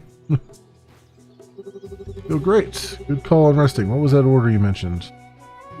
Noseboard in Strom, the lumberjacks village east of here. It broke. Myrtle requested a hammer and some nails, but people could fix it. Alright, I should have enough resources to make that for her. Just should complete this order fast so that Storm can get back to posting orders for us. I'll make it my priority. Which an iron hammer and a set of nails. Okay.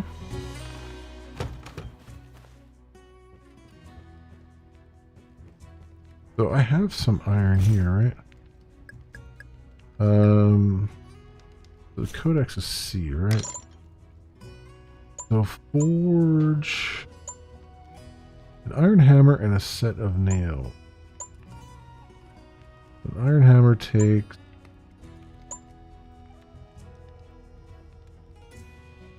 looks like an iron sharpened plate. Is that what that is?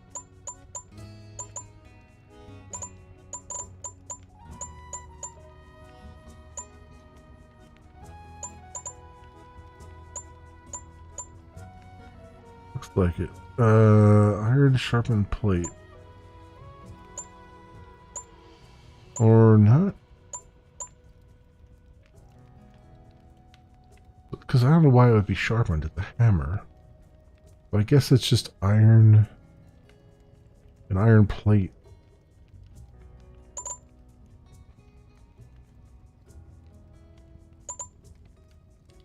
And 2 wood. What it looks like.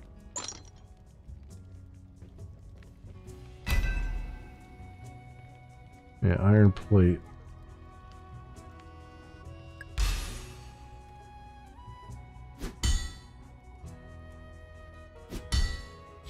There we go.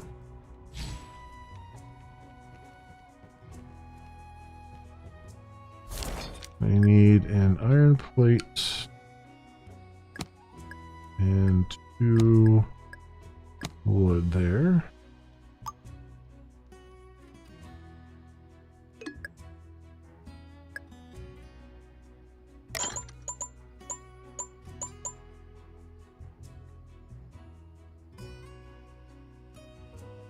What is that icon?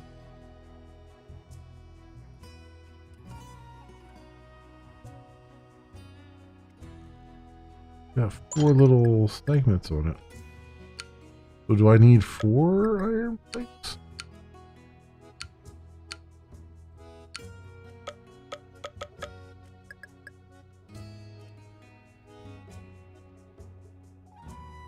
I don't,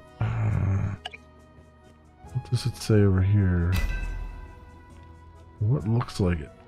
Oh, it's a 2x2 iron plate. Oh.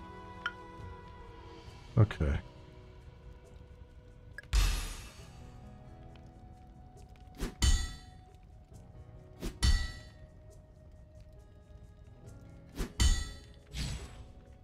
Okay, that makes a little bit more sense. 2x2 iron plate and 2 wood. What?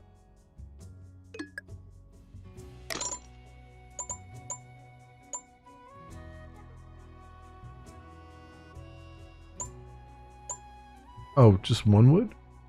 Wait, what the hell was the 2 wood? Oh, that was the X?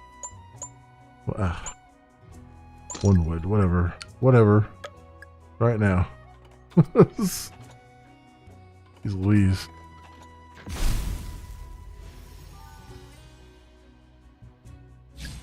Alright, so we have the iron hammer. And then I need nails. The nails is like 3 very small iron things across there. This sucks. I'm sorry, but this, like,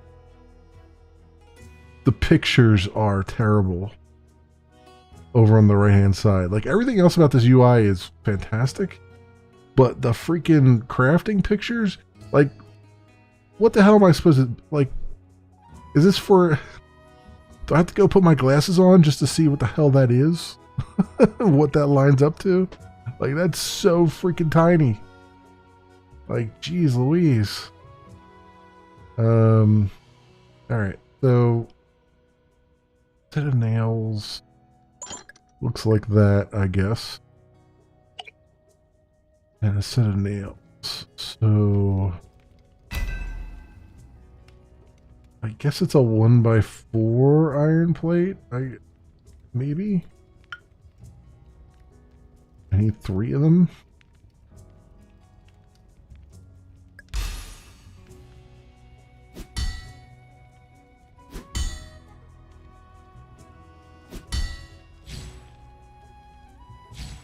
One.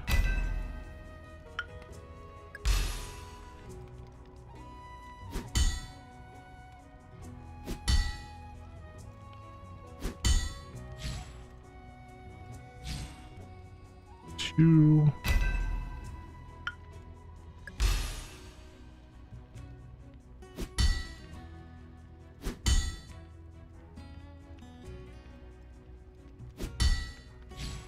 Three. I don't know if I have enough for another one. Nope, I need 1 more iron ingot. Okay.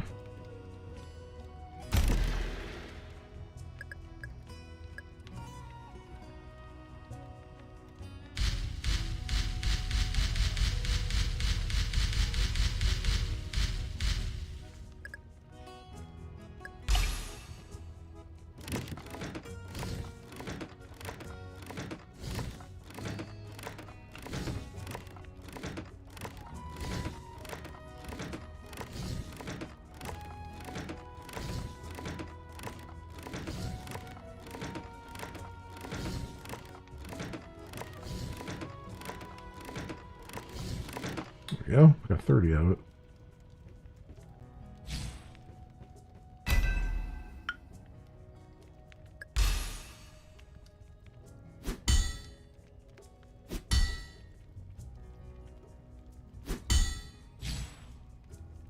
Go. See if that is. So I assume they're sharpened.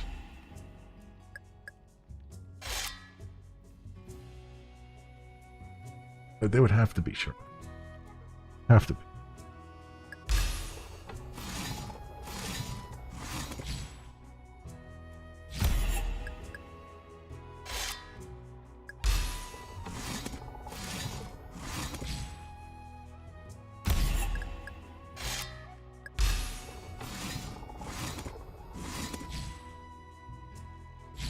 Okay. And then if I go Boom. Boom. Boom.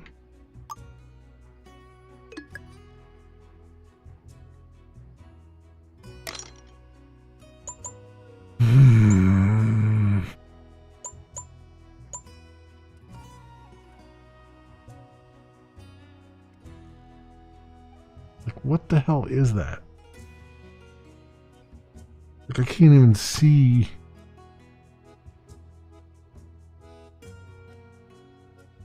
I mean, it looks sharpened, right? But I can't tell if it's a 4 sharpened or a 2 sharp. Maybe it's a 2 sharpened?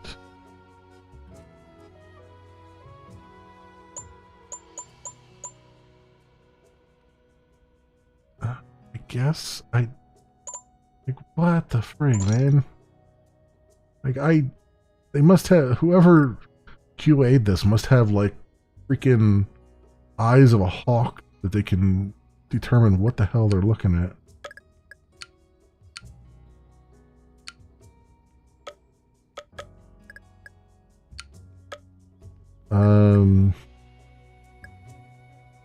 I guess we'll try the 2x. 1x2 here.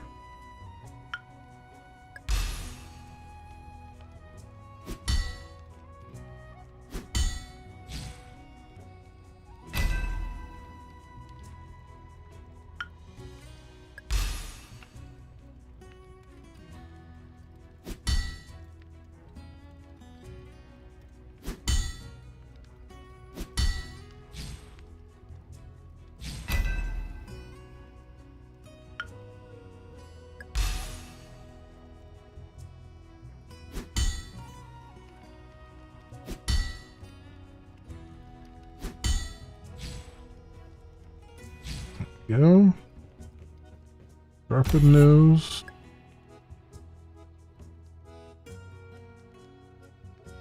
I need inventory room first. Put these other things away.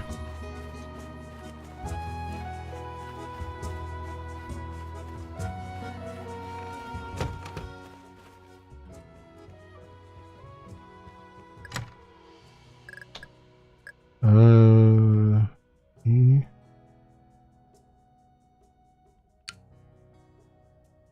I not put anything in the safe here?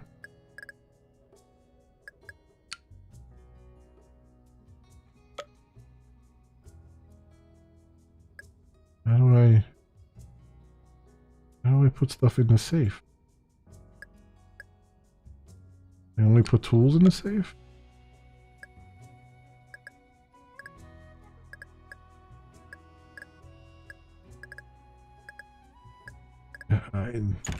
Maybe I can't interact with the safe yet because it hasn't told me about it yet.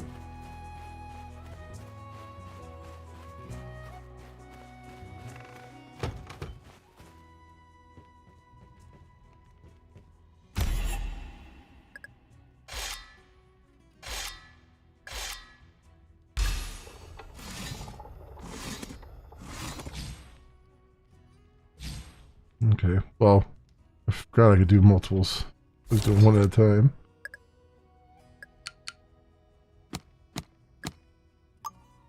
Oh, come on, game. Really?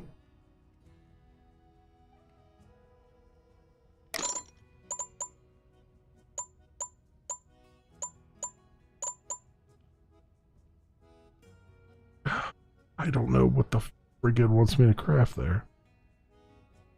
Like, I really don't. Like, what is that? What is that supposed to be?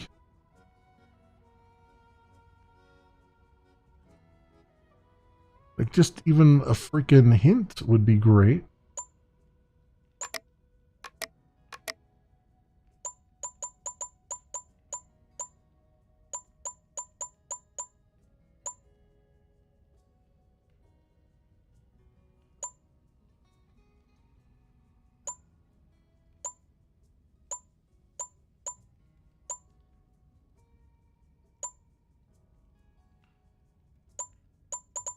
Doesn't look like a curved one.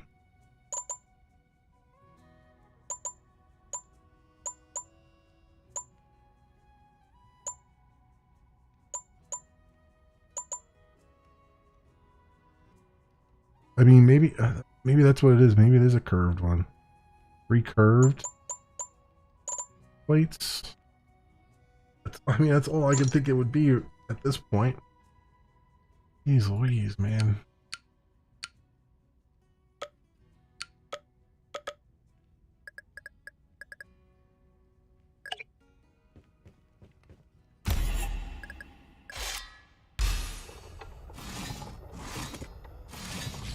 I'm gonna do that just to get it out of my inventory. Curved plate. What? 3 of them? Can I not make 3 of them? Here we go.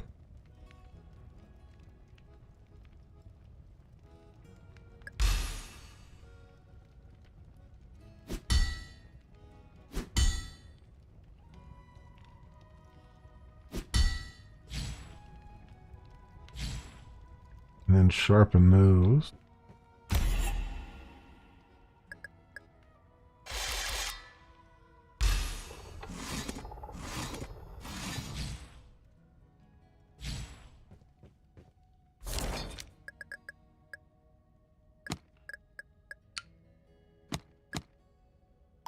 Oh, come on.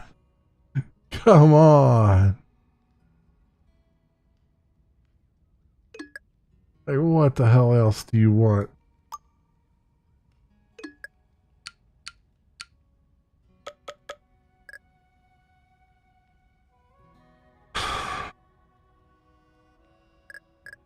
I don't know what else to craft. There's nothing else on here that looks like anything it would work. Unless it's just 1 by 1 somehow.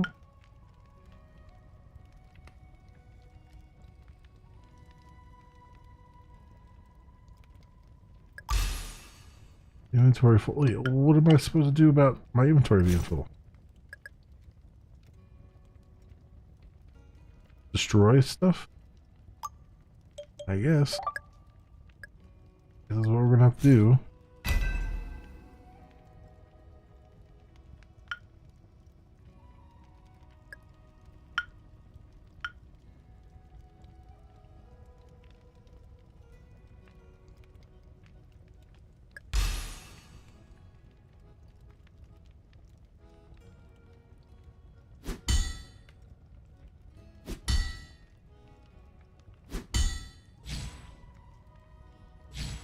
No?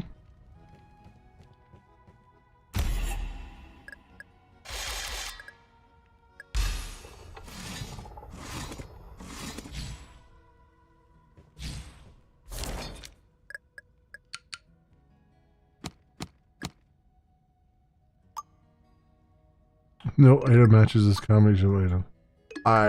I'm baffled. I am absolutely freaking baffled. Like, what the hell is it supposed to be? If not any of these other things. Like, seriously, what is this? What is this? What is this thing supposed to be? Set of nails. What is that? What the hell is it? Like, I've gone through process of elimination now. I don't know what else to do.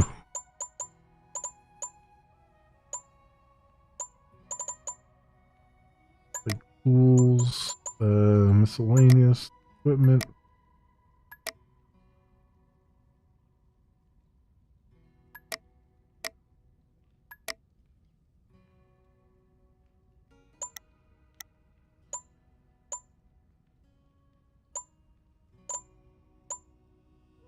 I've literally created all of these.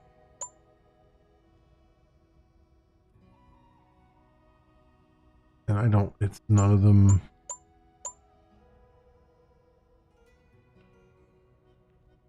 There's nails. Like, I don't know what that's supposed to be. What is this? Oh, it must be whatever this is. What the hell is that? How do I discover that?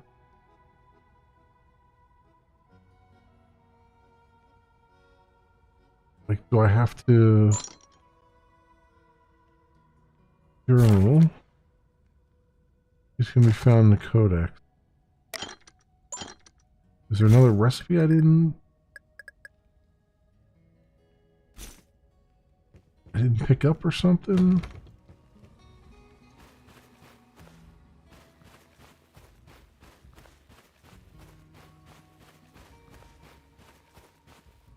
You drop one on the ground or something like that?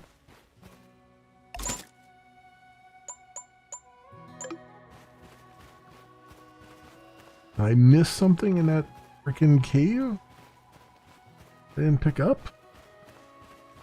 Like, what the frig?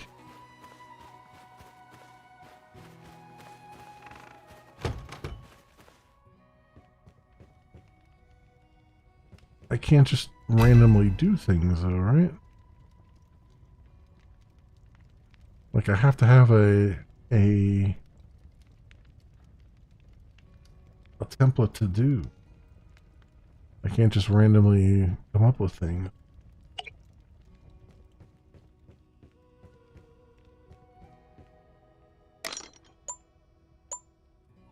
But I'm betting it's, if I toggle the not seen here, I'm betting it's whatever this is, because it's freaking tiny. But I haven't found it. Like, what do I do? Go out into the world and just kind of look around?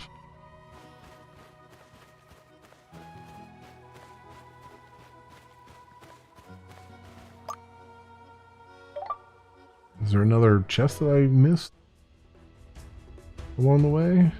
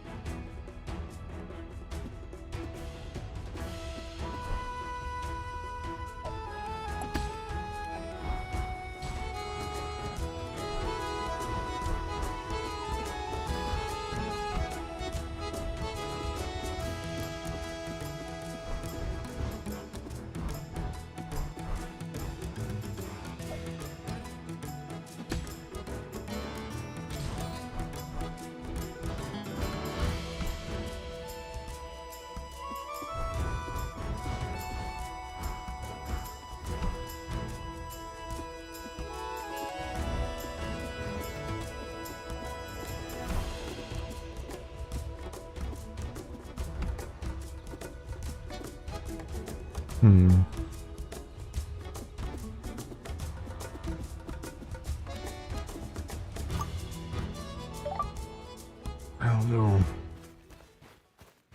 I've clearly missed something that the game thought I couldn't possibly miss, and I did.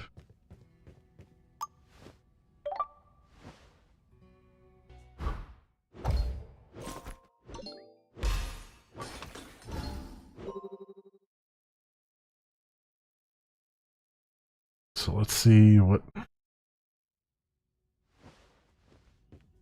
the next day brings, I guess. Go look at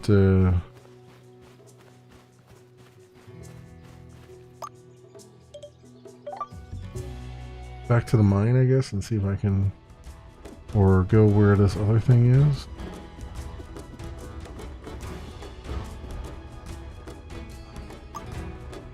Enter this location. I guess that's the location that I was supposed to sell the stuff to.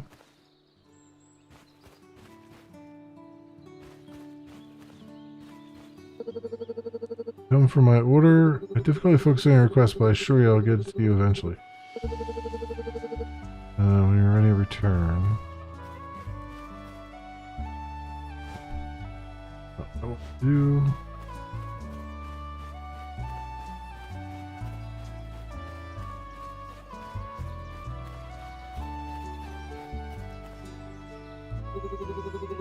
An old piece of paper stuck in all the debris. It looks like an old request from a woodworker for a new tool. I can definitely make something with that.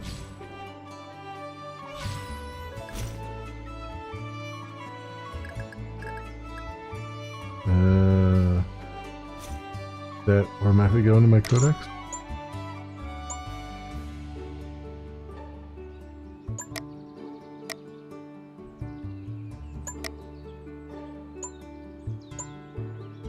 No, something else.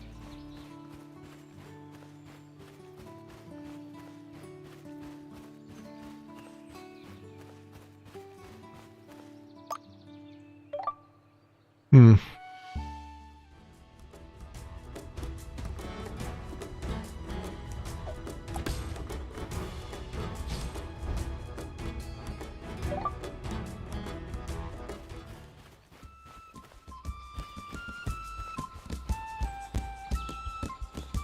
You say one side is burnt and the other side is raw. Absolutely not. This isn't even cooked. Salmonella is no joke. Please, someone free me of this burnt breakfast nightmare. Is everything alright? I couldn't help but notice you seem upset. No, I'm not alright, and yes, I am upset. I can't stop thinking about my delicious idea. Dessert for breakfast, a flat cake covered in delicious sweet syrup, fried in a pan with buttery goodness. Wow, you're making me hungry. Alas, I need to cook both sides, but I can't flip it with my spoon. My creation breaks. Too round. I need something flat and wide. Me and my idea are starving for the right tool. If you can help with that, I'll come back when I forge what you need. Iron spatula, okay.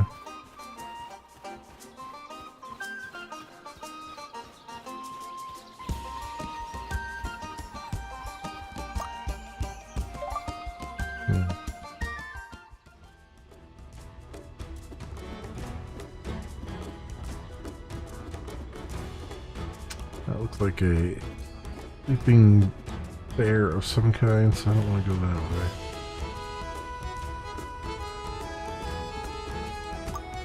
Go back into the mine. Is there... Did I miss something entirely here?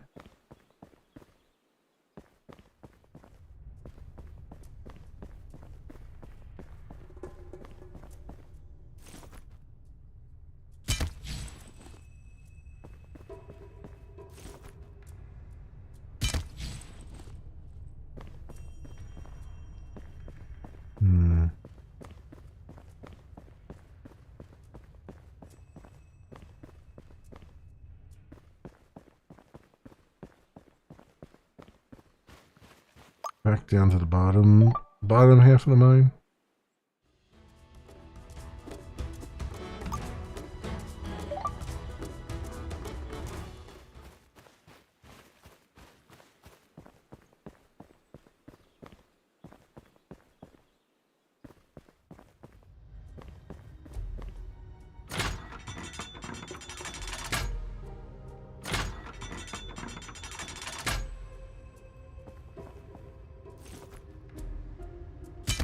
Grab these while we're here.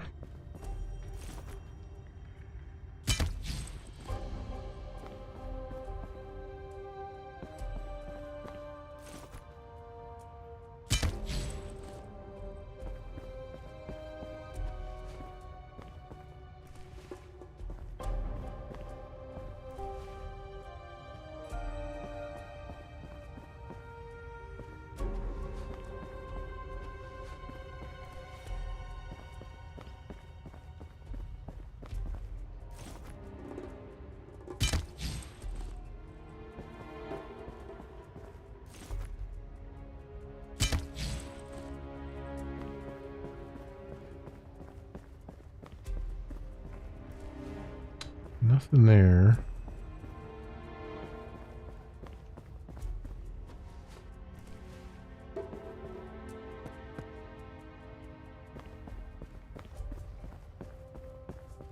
Nothing else over there to interact with.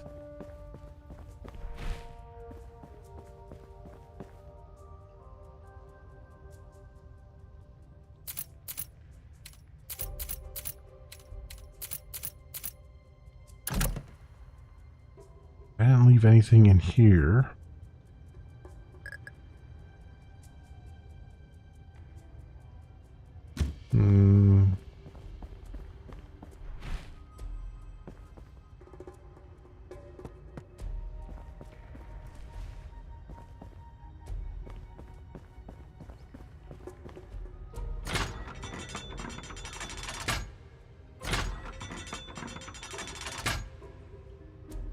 maybe just not meant to complete. I mean, it's the first real quest they give you. I don't know why they wouldn't let you complete that.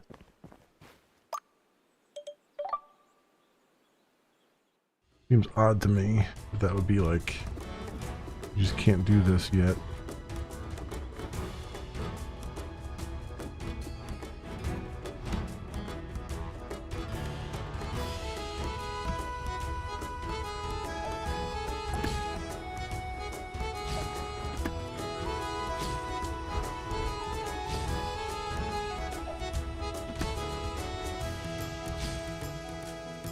Nothing else over there.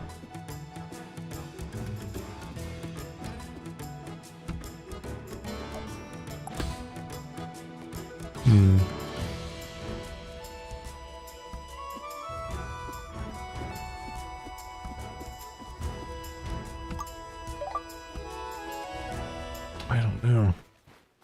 I don't know. I am boggled. My mind is boggled.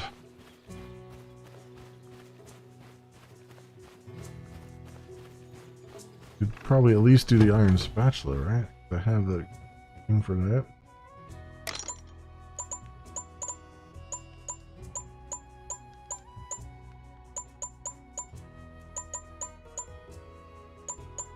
Yeah, spatula is 1 and then 3 and none of them sharpened. Do I have that already in my inventory?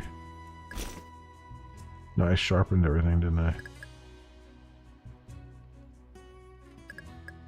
But that's what I needed for the other stuff. Okay.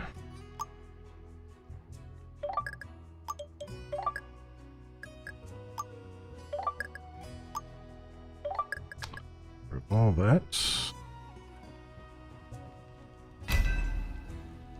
Iron plate.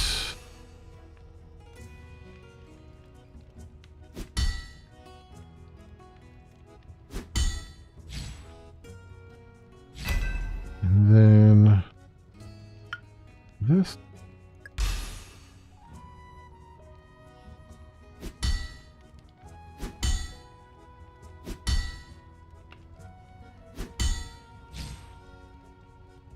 Go.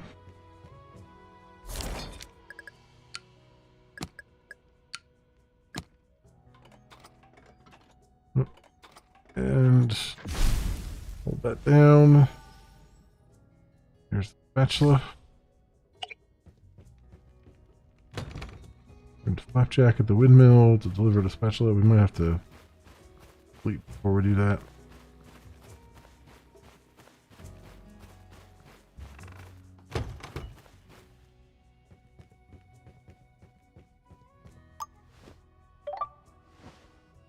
Go.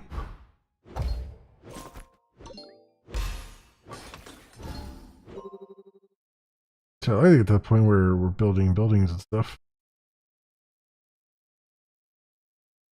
It looks like that's what you do from that thing outside the house, but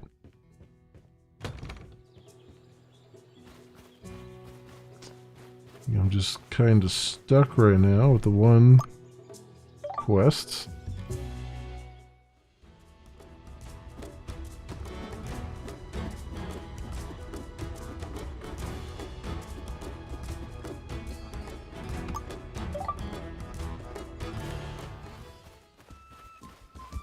Go.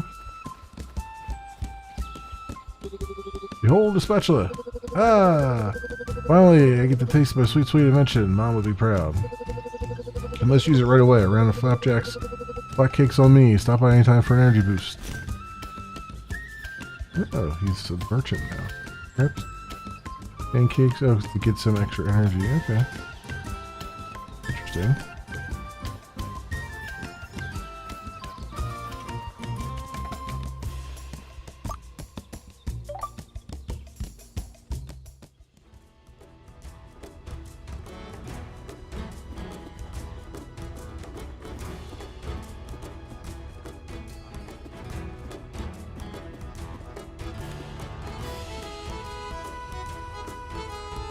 What is this down here, though?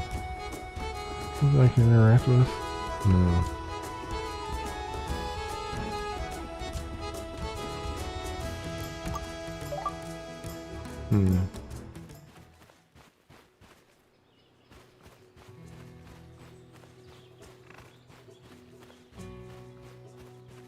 I gotta figure out somehow how to make the freaking nails. Apparently it's not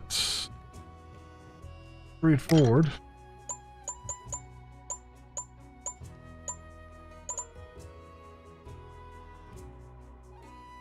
Wait a second.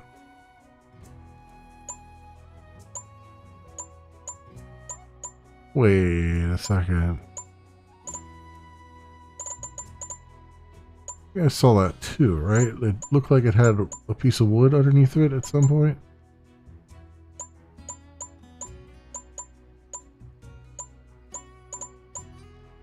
I was looking at something else. I don't know. Weird. Looked like it had an image where it had like a piece of wood underneath it too. I don't know why you would need wood in a nail.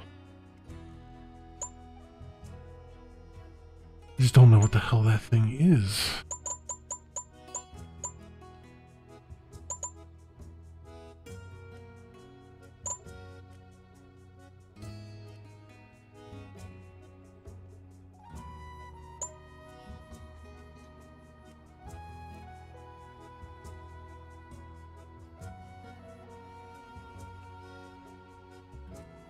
I mean, if I make an iron...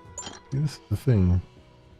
If I make an iron plate...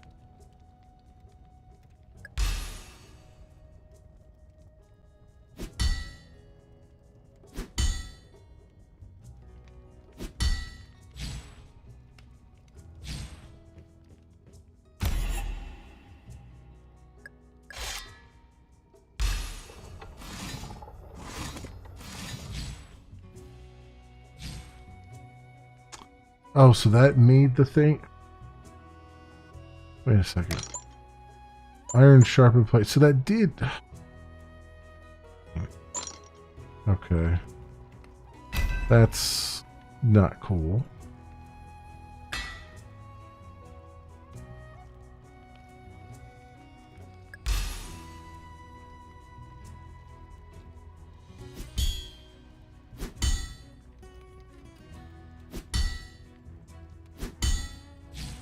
Go.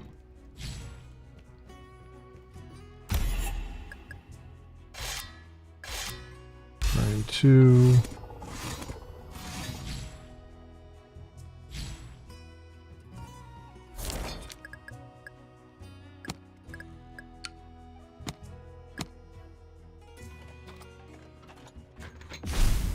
And that's the set of nails.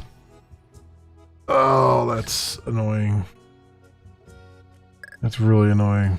I mean, I get that they're trying to teach you that you can, like, learn the recipes yourself, but that was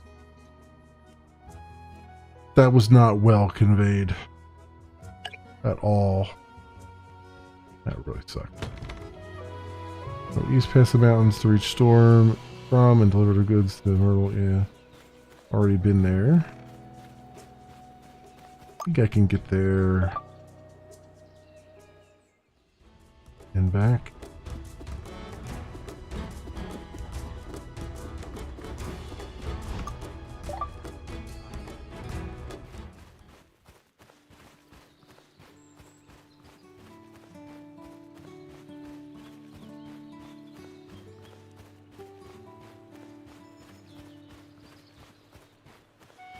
Alright, be nice if you would stop walking away from me.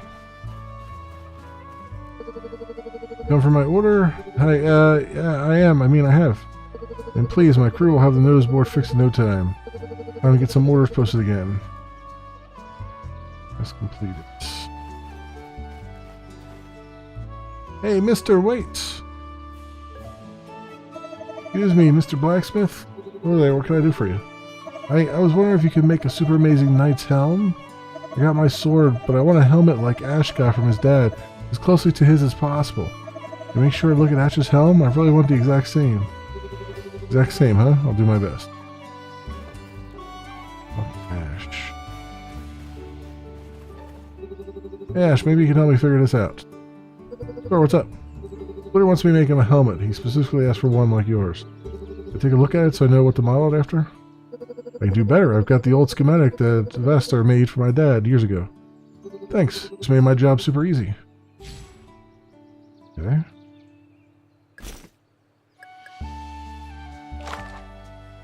Iron kettle helm.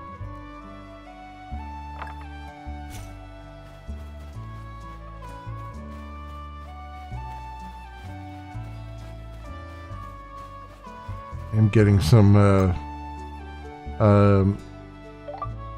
screen tearing though. Unfortunate. I have VSync on too, I think, so I don't know why I'm getting that screen tearing, but there you go.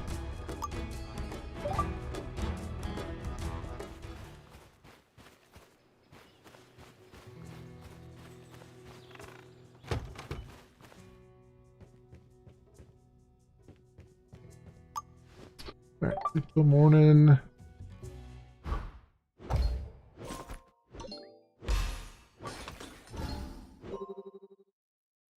Two characters met.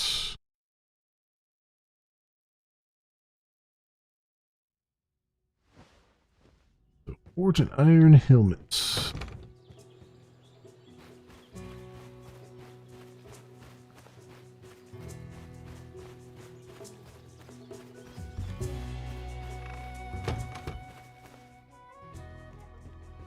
Alright, what did we need for it?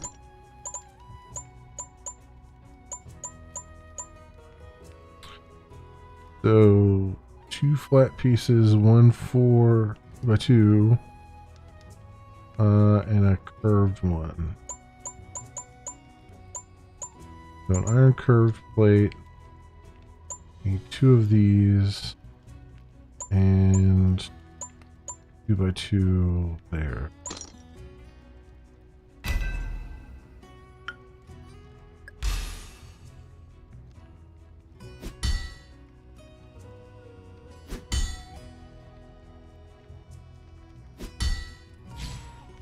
Yeah. And then I need 1 of these.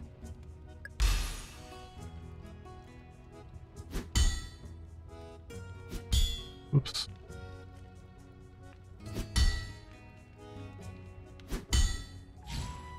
Go. I need 2 of these. I need some more iron.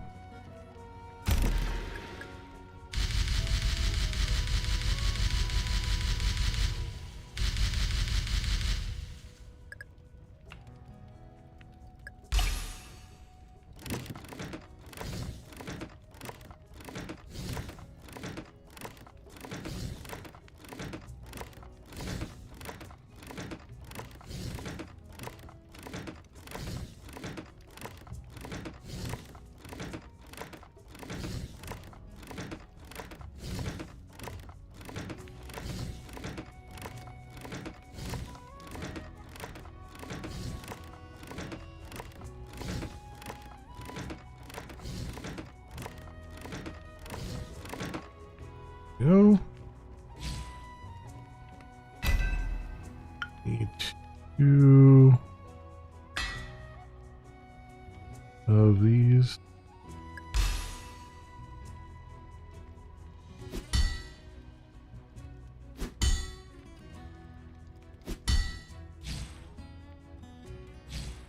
Okay, so I believe it goes 1 up there.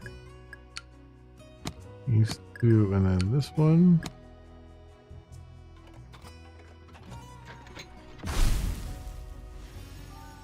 Go.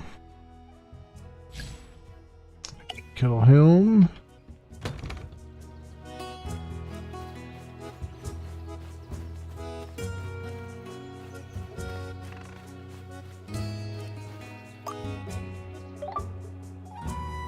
Okay. Going on over the Splinter here and give him his helmets.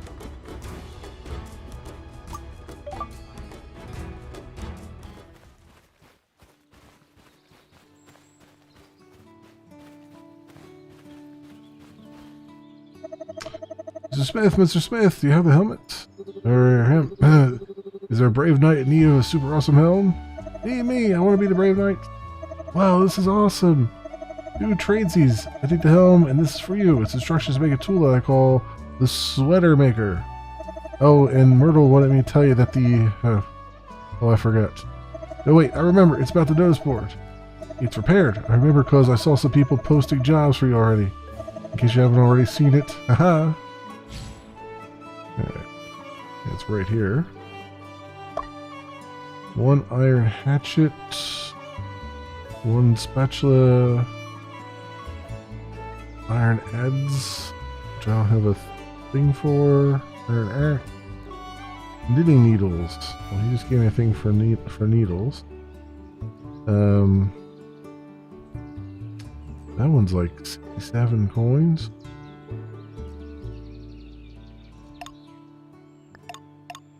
I guess I just take all of them. I mean, what? Gonna have to take them at some point, I guess.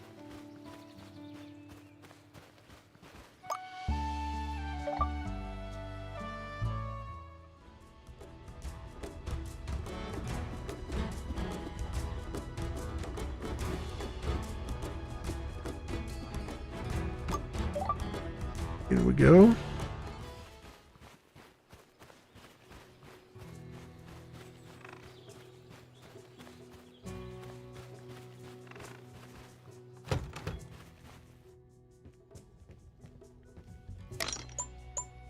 So, tools-wise,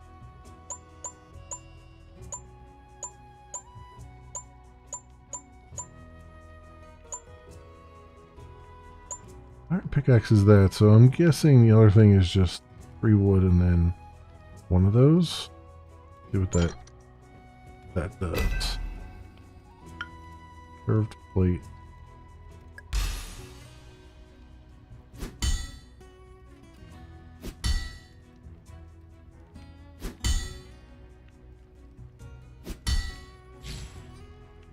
And sharpen it.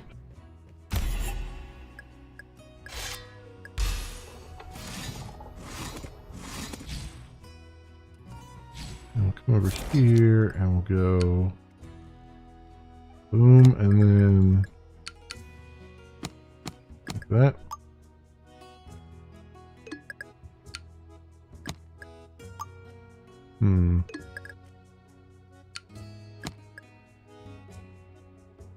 I wonder if it's probably 2.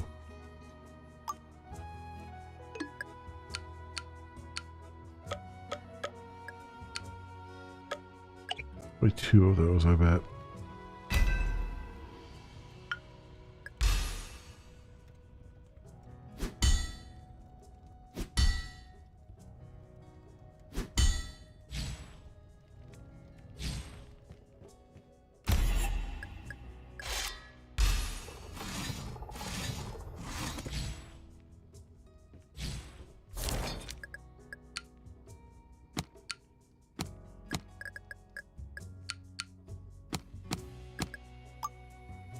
Nope, it's not.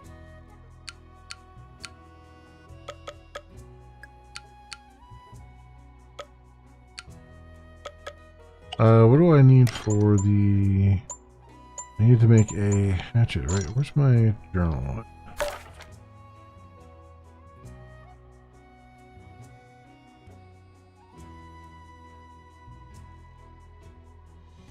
I bet it's going to be like 1 curved one that's polished and 1 like stable one at the top or something with 2 wood or something like that, probably something like that.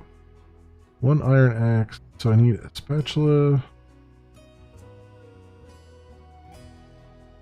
knitting needles, an iron hatchet, iron axe. Let's see, iron axe is just 2x2 plate that's been sharpened. And the hatchet is another sharpened plate, but just 1. So we can do those right away. So I'll get 2x2 iron plates and sharpen them.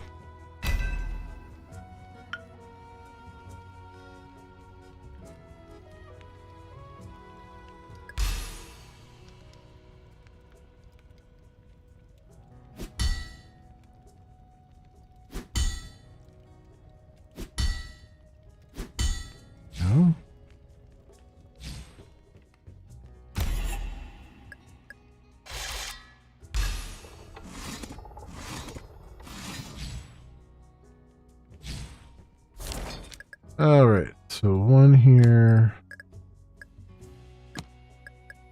1, 2 there. The X. And then one here, one there. The hatchet, I'm betting. Yeah, I'm betting it's gonna be. Let me try that. 2 by 2.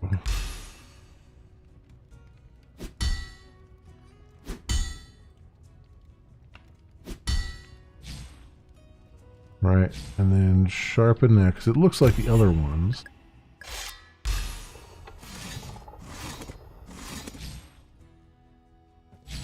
And I'm betting it's something like this, like that, and like that. No? Maybe with just one of them?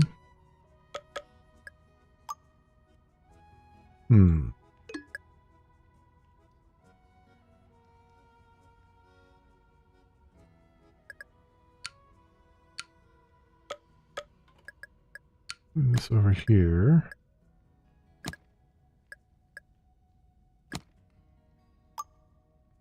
No. I guess it's...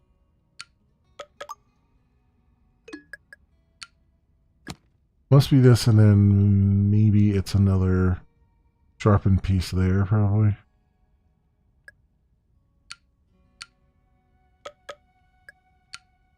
Maybe. What's the other thing? So, spatula, knitting needles, the iron axe. I've done.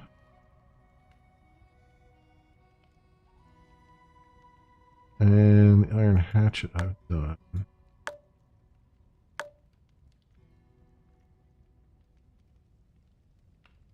I can only check off one at a time. Weird. Okay. Oh, I guess that's to make it active up here. How do I guess I delivered them to the board then?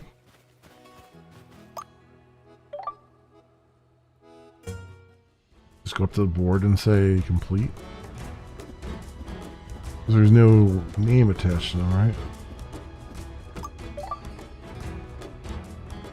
So I have no idea.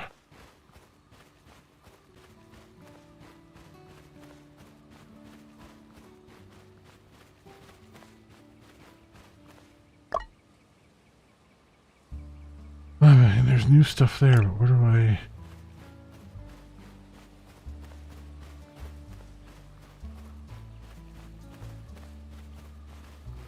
How do I deliver this stuff?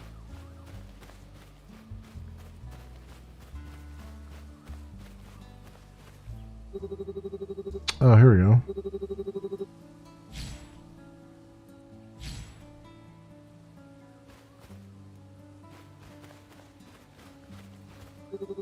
Enemy requested. Thanks, here's your payment. Okay, they didn't have... So... Did they actually say on there who...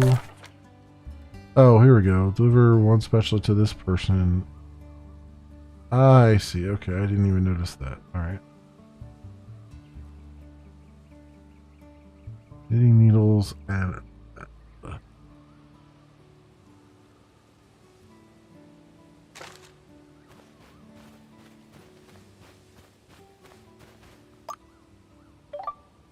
Okay.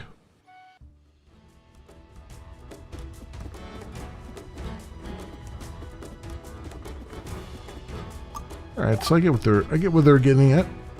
I like this. I'm enjoying this one more than I enjoyed the other one. I just did the Space Marine one. This one at least has some consistency in its design and stuff.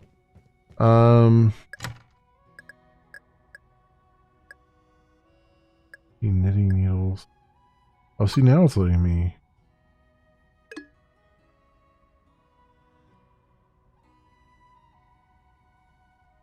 Things in there. Cancel.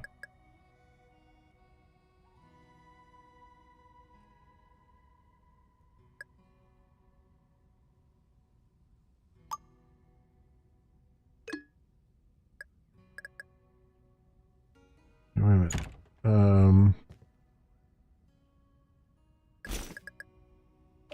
There we go. Where was it? So I guess, because I was trying to do E to swap storage, but I guess that's not the way to go about that.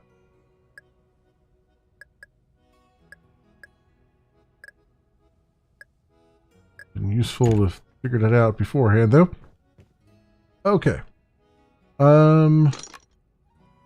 Let's stop right there. Scattered bird. Don't know what that means.